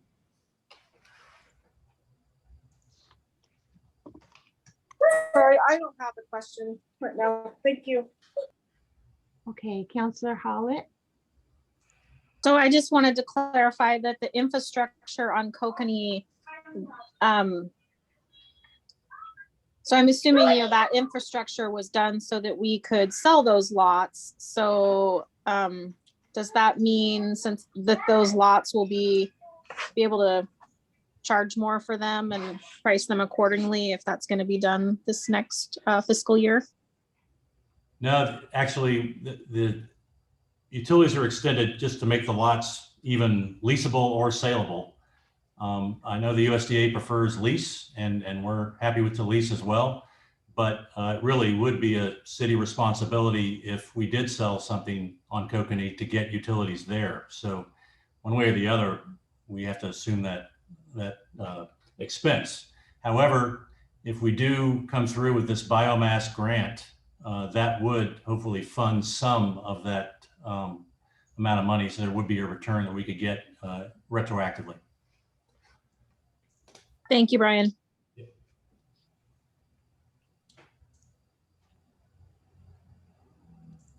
Anyone else? I'm only able to see a couple of people when they put their hands up. Everyone else, I don't see it. I don't see any more hands, so there's no more questions. I'll move on to street fund. And this is the resources. If you look here, significant increase in the fuel dealer's license fee. We did have a dealer that we hadn't collected on for some time, and he finally caught up with his payments. So that's why you see that estimate go up in the budget. Everything else is relatively stable.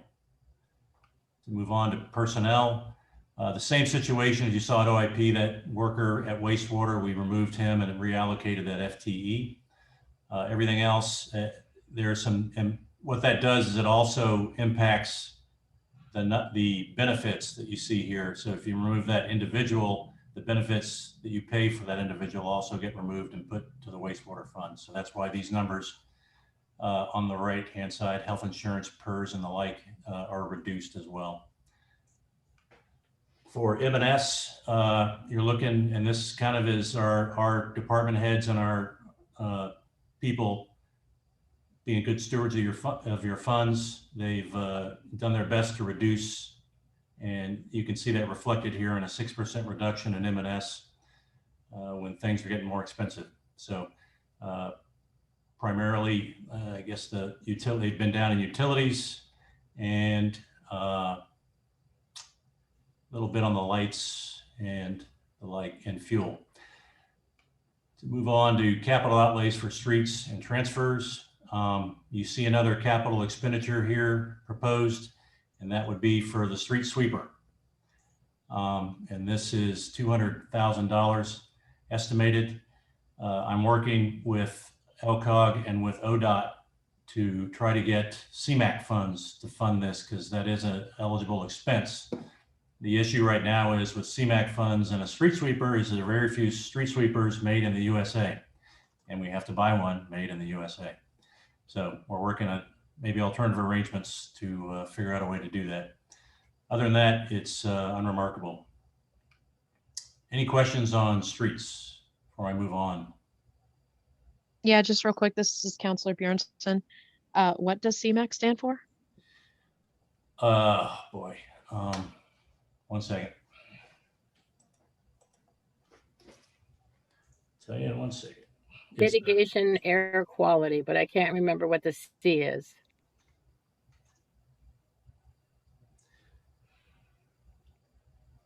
Congestion Mitigation and Air Quality Improvement Program, I think. CMAQ, Congestion Mitigation and Air Quality. Yep. Okay, thank you. Okay, any other questions on streets? Yes, I have some, if no one else does. I have one, but go ahead, Dawn. Okay, I noticed in the street fund, there's no unappropriated ending fund balance allocated. Do you know why? I'll kick that one to Eric. Yeah, the reason is because there's that street sweeper for 200 grand, and then in the resources column, the general fund needed to loan 114,000 to balance this account. And if you scroll back down to where the unappropriated, yeah, there you go. There's and then, yeah. Okay. And then what's left over is actually, I put it in contingency, which is like a fund where if anything happened in the street that needed some money, there would be that 6,400 to use there. So as far as transferring from the general fund goes, that was going to be another question, but first, I'd like to say that if we don't have an unappropriated ending fund balance in this fund, then that means that we don't have a way to pay for the staff from July through November and or any materials and services from that fund. And then I would go on to say that you did explain a little bit ago that restricted funds, which the street fund is, cannot borrow money from other funds because they are supposed to rely on their own revenue. So it doesn't make sense to me that we would be taking a loan from the general fund for that fund when we could just reduce and not spend as much money on a street sweeper. Well, That means just putting money aside until next year when we would have the right amount. well, there's a few things there. You can transfer as much money as you want into a restricted fund. You cannot transfer money out of a restricted fund. So the other thing is Brian said he's hoping to get the grant money to pay for the street sweeper, but since we don't have a confirmation that we can get the grant money for the street sweeper, we can't include the grant money in the resources. However, if those funds actually did come through, then there wouldn't need to be a transfer from the general fund. So then could we just remove the street sweeper from the street fund and add it in if we do get a grant? Yeah, that's an option. And also not borrow money from the general fund, which is taxpayers' money to help in the streets. Doesn't make sense, especially since we don't have to buy a street sweeper.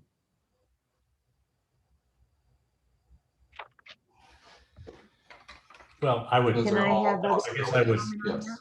have to buy. Yes, you're right. We don't have to buy it, but you know, the city has for years ignored its capital investment, and that's why we are where we are. I understand your point, and there's a lot of ways to slice and dice this, and that's fine. If you'd like to remove the $200,000 and reverse the 114, the budget committee can do that. That's why they're here. I would like to propose that. But if it's something we want to buy, wouldn't it be more transparent if we kept it there? Well, we can always add it in a supplemental budget if we get a grant for it. Or we can take it out with a supplemental budget, right? Right. Yeah, we could, but if we don't have the money to support it, and this fund has to balance. So if we take out the loan, a loan from the general fund, remove 114,000, do we still have enough money to budget a street sweeper for 200,000?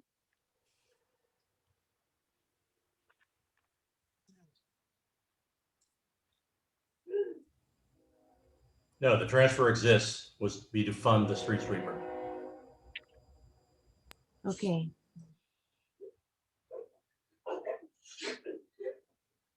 So we're applying for a grant for that, or have we already applied for a grant for that? This is not a grant. It's money that's actually already in an account for Oakridge to the tune of $650,000, I believe. It can be used for very specific things that obviously reduce congestion or mitigate air or and improve air quality. So it's a matter of getting permission from ODOT, which is kind of the originator of the thing, and LCOG, who's kind of the local manager of it, to get those funds allocated. Part of that is it's got to meet, you know, like I said, it's got to be a Buy American thing. So that's what the holdup is now, which is why it's not shown as a resource yet. Well, yeah, it kind of makes sense because that's money that we wouldn't normally have. And we're fortunate to have that. And I think if this is an investment that we can have using money that we wouldn't normally have, then we should do it. And keep that in here. And if for some reason they say we can't use it for that purpose, then we can do a supplemental budget and remove it. But I wouldn't want to see us use the money until we know we can use it for That was gonna be my question. Is this absolutely only going to be purchased if the grant is accepted and the money is received? That would be my intent, was it would only be if we were able to attain the CMAQ funding. But if And we, so I just might interject that, the CMAG funds come from LCOG and they are sitting there and it is a big chunk. And if we can hold on to it and use it for the street sweeper, that's fine. And they allow it to it, but we might also want to consider not spending it until we know what's going to happen with ODOT and their efforts to get the FLAP grant, because we might have to, or use some of that CMAG money for mitigation and air quality and safety on Highway 58. But if it's in the budget and our intention is not to spend it unless we get an okay, we can then negotiate and decide, is this the right use of it right now? So 6 of one, half dozen of the other. I understand what you're saying, Dawn. We could always do it as a supplemental later when we know that we can spend it. But it kind of acts as a placeholder. But I would really want to make sure we're not going to have to use it for the FLAP grant too. I personally don't care if the street sweeper stays in this budget, but I absolutely disagree with transferring or loaning money, giving money to the street fund from the general fund, which the general fund's already short, and it's tax money that's supposed to be paying for everything but the streets. I just want to throw out there, we could change this line to say a loan from the general fund so that there's an intention that it would get paid back if that, when the CMAQ money came. That's another option to throw out there.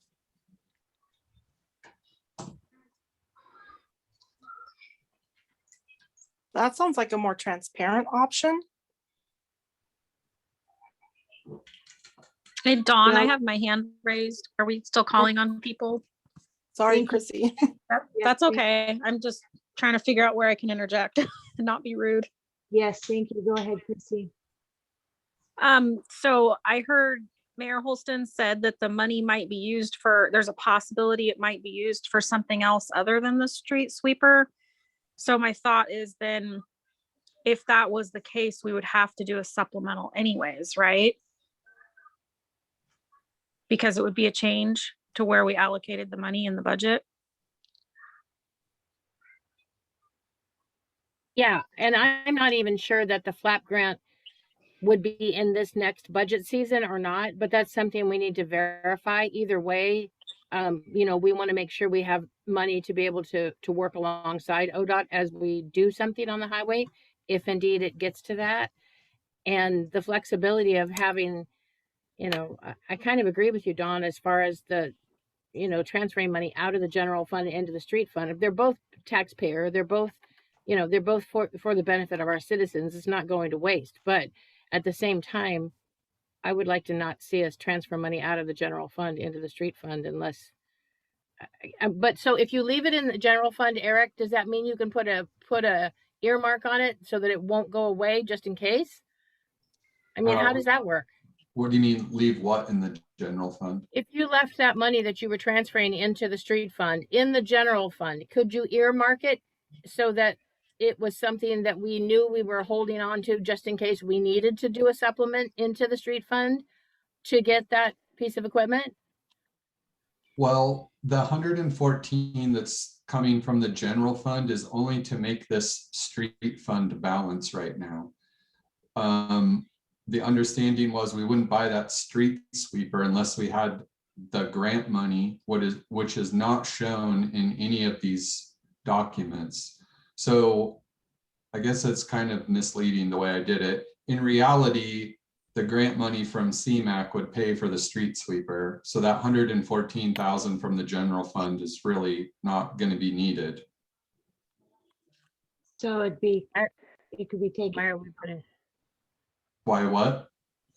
It's because we can't put the grant money in these budget documents because we haven't got the okay to use the grant money to buy the street sweeper. Well, I would be okay if that line said it was a loan from the water department or from another department, but not the general fund, water, sewer. I recommend just zeroing the line out. Just zero the street sweeper out. It makes it easier. We'll do a supplemental if the CMAQ money comes through. I'd rather not go borrowing money from water and wastewater. I agree with Brian. I think it's a little cleaner that way. And then that way he can have his ducks in a row, exactly what he wants to do with it when that time comes. I agree too. So do we have a consensus? Can everyone who agrees with that say aye? Aye. Aye. Aye. Aye. Are there any nays? Thank you. So we'll remove that line and the street sweeper line. And I would assume that the difference between the two, or whatever ends up left in that fund, would end up maybe either being put in contingency or reserved for future expenditures if there is a leftover. Or somehow it's gonna adjust all the numbers. So maybe we'll just get a copy of the updated. After you've made all the changes, you could email out, Eric, a copy to everyone of the revised. It'll With just this budget. it'll become part of the adopted budget lines. Okay, when we get We'll make the changes and put at them. the end. The change is made. So Eric, Okay, Yeah, I'd like to leave the proposed as is and make sure the changes are only in the adopted line, the next line over. So we know you got it. the actions happened.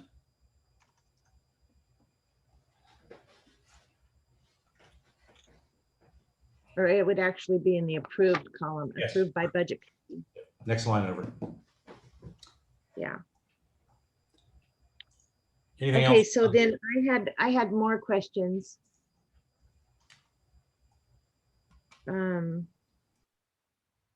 There was no payback loan from last year listed. Did we not borrow any money last year? From the street fund?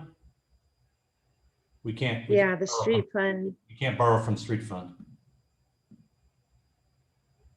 Last year, there's a $27,000 on line 4, and it says loan from water fund as revenue into the street fund. And I would Uh-huh. assume if we borrowed it last year, we'd have to pay it back this year. That is Can we confirm? correct.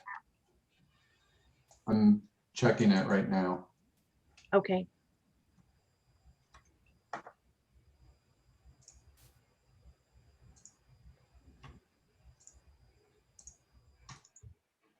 It might take me a minute to find the answer, so don't wait for me.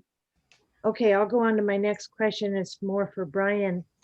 On line 11, it says in last year's that we had $100,000 ODOT small city allotment grant. But in your budget message for this year, you mentioned that we are, sorry. First of all, I'm talking about the current year is budgeted for 100,000, but in your budget message for next year, you said that for Berry Street, we are actually receiving 2 grants for 100,000 each. And so I would think that would mean that this year's proposed budget would have another 100,000 in it. So here's the story behind that. As you recall, we had two projects that we in the past. One was for Barry and one was for Garden. Barry was a $50,000 grant, which we never took. It was just we were approved, and Garden was 100. So ODOT called us up and said, your $50,000 grants authorization is expiring. Do you want to extend it? And I said, no, I'd rather turn it in and apply for another grant for Berry Street because it's gone up to 100,000. So given that, I didn't do the work to do, or we didn't move forward with the street resurfacing because now we can do both of them at the same time and save money. And so they're not reflected as income resources yet because we have not yet taken the grants, but we are authorized to take a $200,000 grant, two separate $100,000 grants from ODOT, which when the work begins this spring or summer, we will do. And we'll have to do a supplemental. So last year, or I mean, the current year that we're in, the adopted budget column for fiscal year 2021 says 100,000, but it should say 200,000, it sounds like. No. Because the work that we're doing this year on Garden and Berry could go up to 200 and we would get reimbursed. So we maybe would need a supplemental this year. We will need a supplemental depending on when the work, or when we get funded these grants, which is likely to be in the late summer or late spring, early summer. So yes, we will need a supplemental because remember that grant changed from 50 to 100. So we got approved for that this year in January. So there will be a supplemental involved when we do that work and get the grants.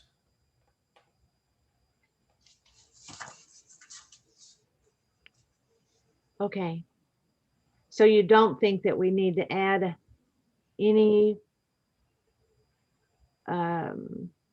anything to the 21-22 budget for the work that's going to be done on those streets? Well, we don't have the money in hand yet. I'd rather wait until we get it and do a supplemental. Okay. I have an answer on the loan payback thing. Okay, go ahead. So in the fiscal year 21 budget, there's the street improvements that you were talking about, an expenditure of 125,000, right? But we haven't done that. So that expenditure hasn't happened. Therefore, there has been no loans from the general fund or the water fund, because those loans were just to balance this fund. So those loans did not have to occur because the expenditure did not occur. Make sense? Okay, yes. Okay, So we don't have to pay it back. right. I'm keeping an eye on it, on the loan repayment thing, so we don't end up getting bit like we did with that 75 from last year. So Right, right. So I want to go back to the no unappropriated ending fund balance that I mentioned earlier. If we remove, or since we are removing the 114,000 from the loan or whatever, a transfer from general fund, and removing the street sweeper, whatever the difference is, can we put that into the unappropriated ending fund balance? yes, Because that would be roughly 80,000-ish. 86.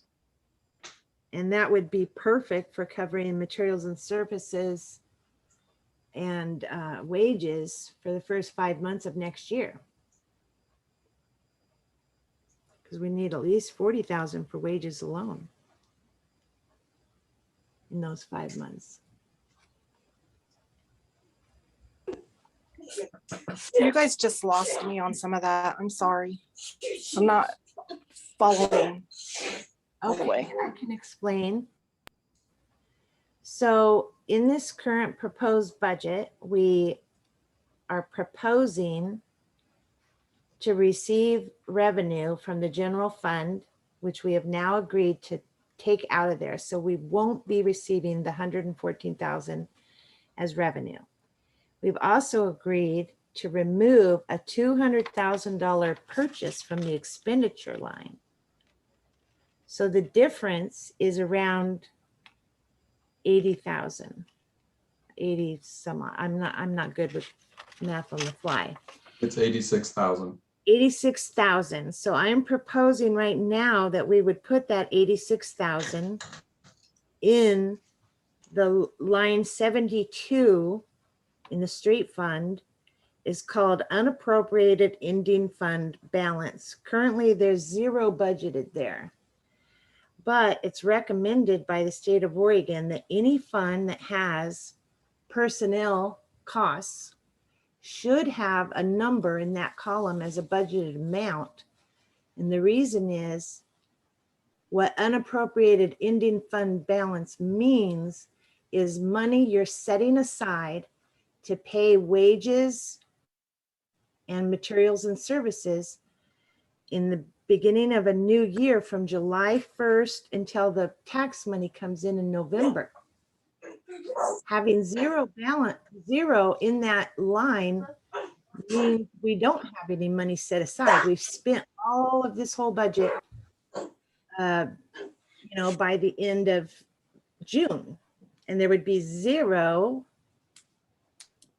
to cover that stuff. So putting money in that line guarantees us we can afford our wages in that fund until we get our tax revenue in November.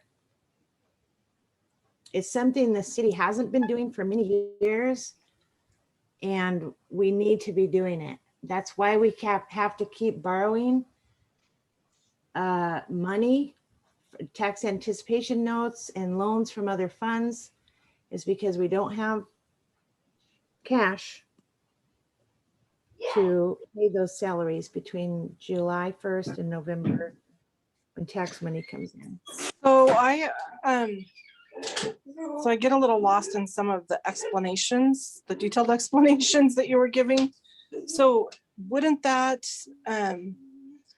we have so much allocated for staff. So wouldn't that change everything else for staff as well throughout the whole budget if we did that? And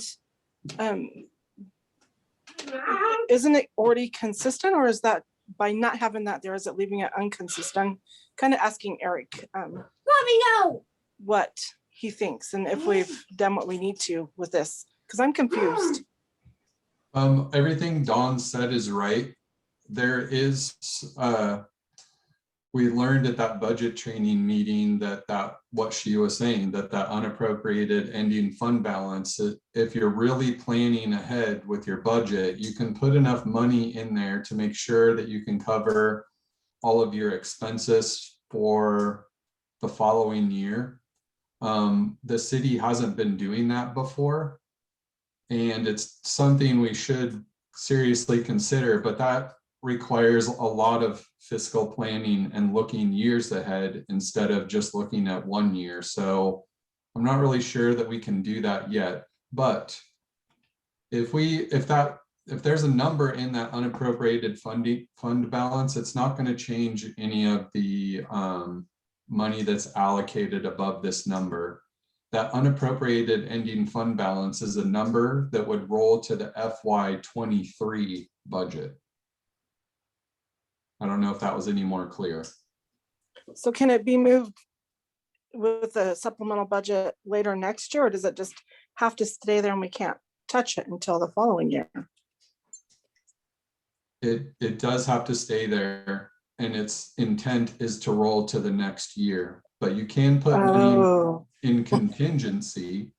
The contingency fund is like, it's kind of like a backup fund. You can put money there in case like something happens, and then you have it's like a bank account to use to pay for unexpected expenses. And what's the other one? Oh, save for future expenditures. There you go. So for instance, that street sweeper, let's just take that as an example. This is not real. But let's say we knew that we wanted to buy a street sweeper next year.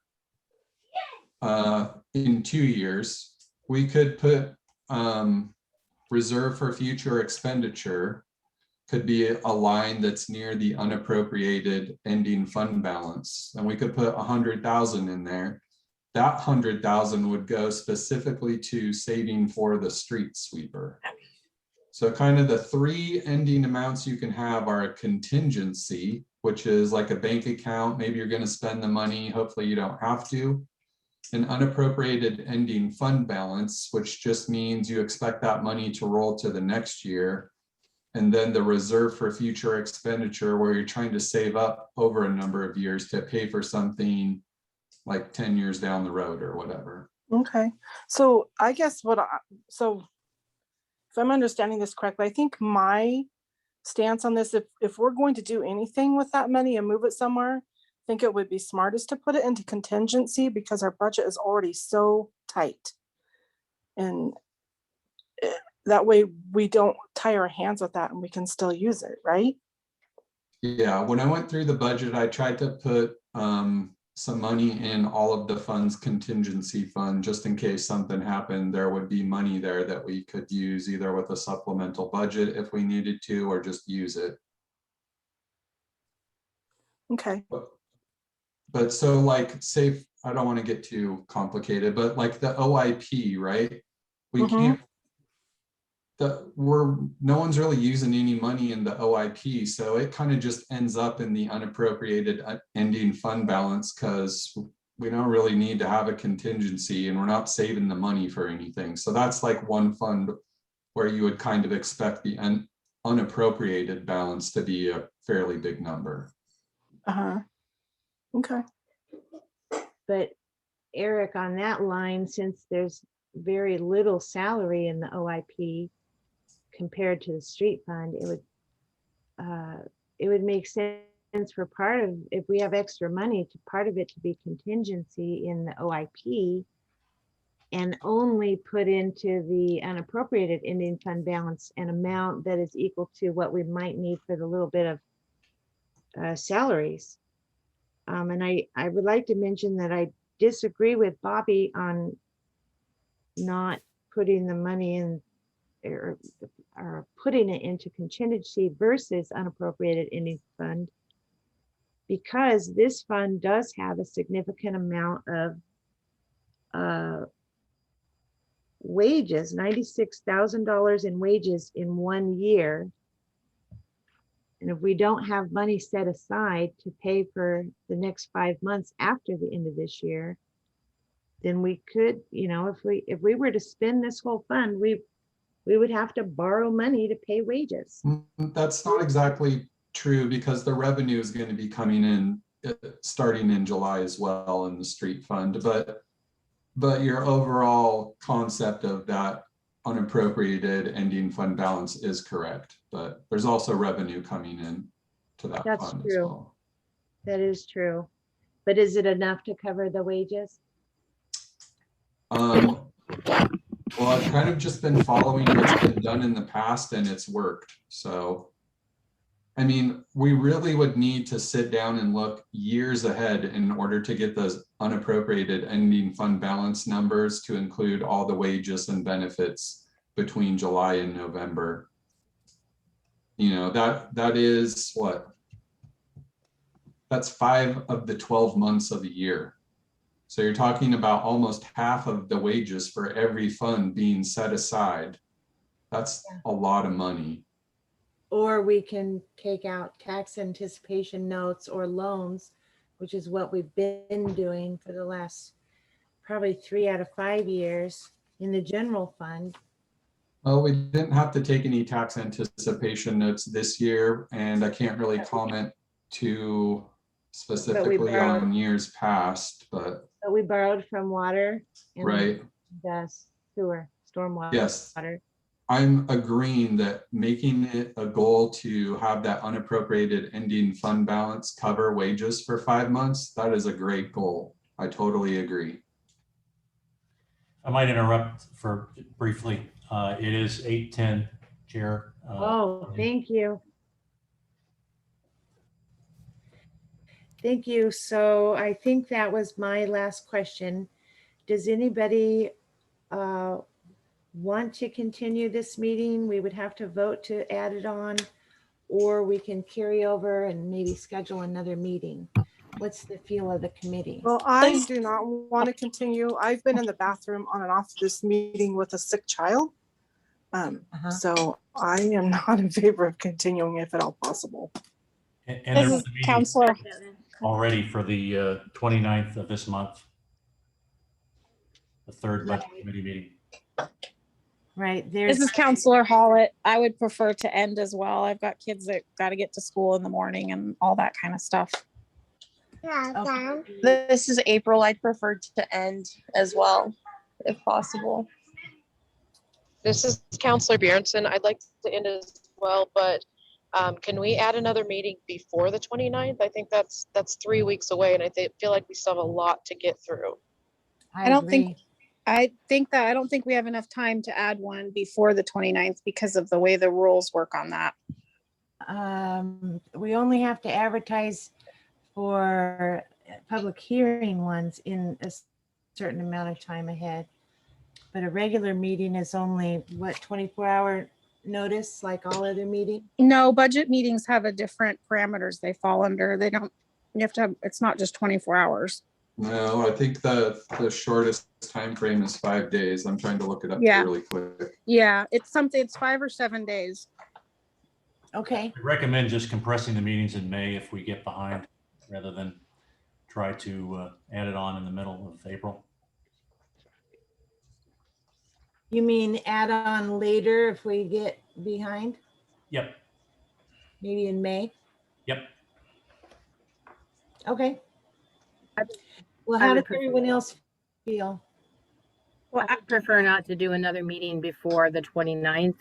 I'm also working on budgeting for El Rapitu, and we have several meetings between now and then, and it would make it easier. Plus, I would suggest that if we are going through the budget and find questions about line items and things like that, that perhaps we should be emailing Brian and Eric so that they are prepared to answer those questions before we meet, and we can just delve into questions and then move on with their presentations so that we can continue.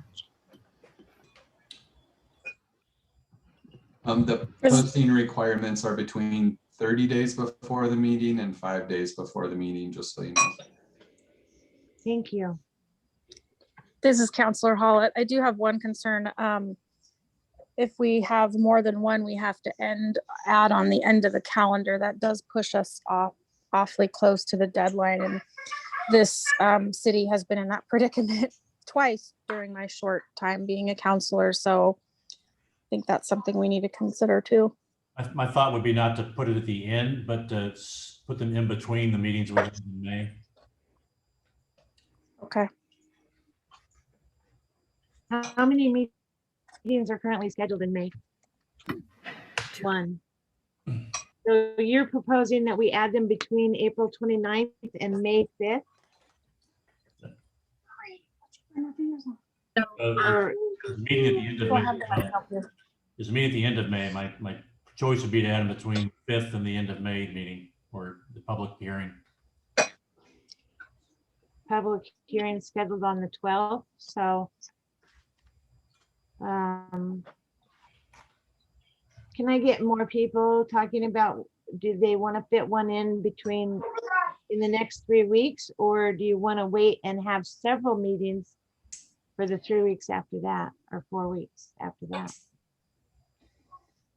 Because we've already got 3 scheduled between April 29th and May 12th. Well, we have one April 29th, May 12th, and May 25th. I have it as May 5th and May 12th. Did it change? What got posted in the newspaper was April 7th, April 29th, May 12th, and May 25th. Okay, then that's different than what's posted online, just so you know, if you want to update online. or not online, what got emailed to the council in January. The city calendar says May 25th.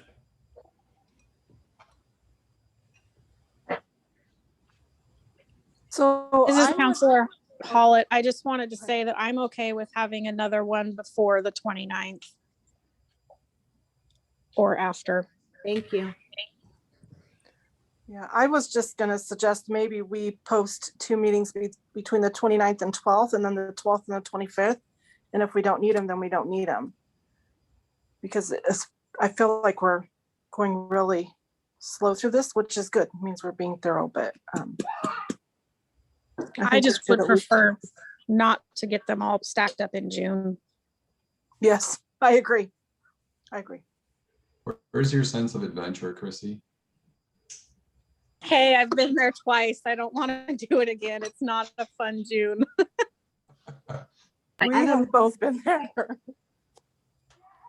Eric, but we've literally had to add on meetings on June 30th to approve the budget. No, thanks.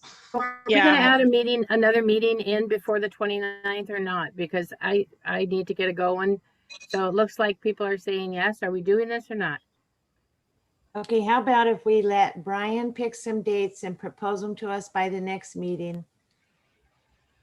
Or even before. But get some added between April 29th and May 25th. Because it doesn't sound like people are popping up with wanting to do it now. Yeah, I can do that. I'll look at the weeks, the middle weeks there between the two and offer a couple dates, Sounds good to me. get them noticed. We'll give people time to come back with their research that they have to do. Okay. I will adjourn the meeting. Okay, so our next meeting is when? April 29th. Excuse me, there's too many people come in. April 29th, April 29th. Thank you. 6 p.m. Feel free to ask questions, email, call, come in. Okay. Good night, everyone. Good night. Thank you. Night.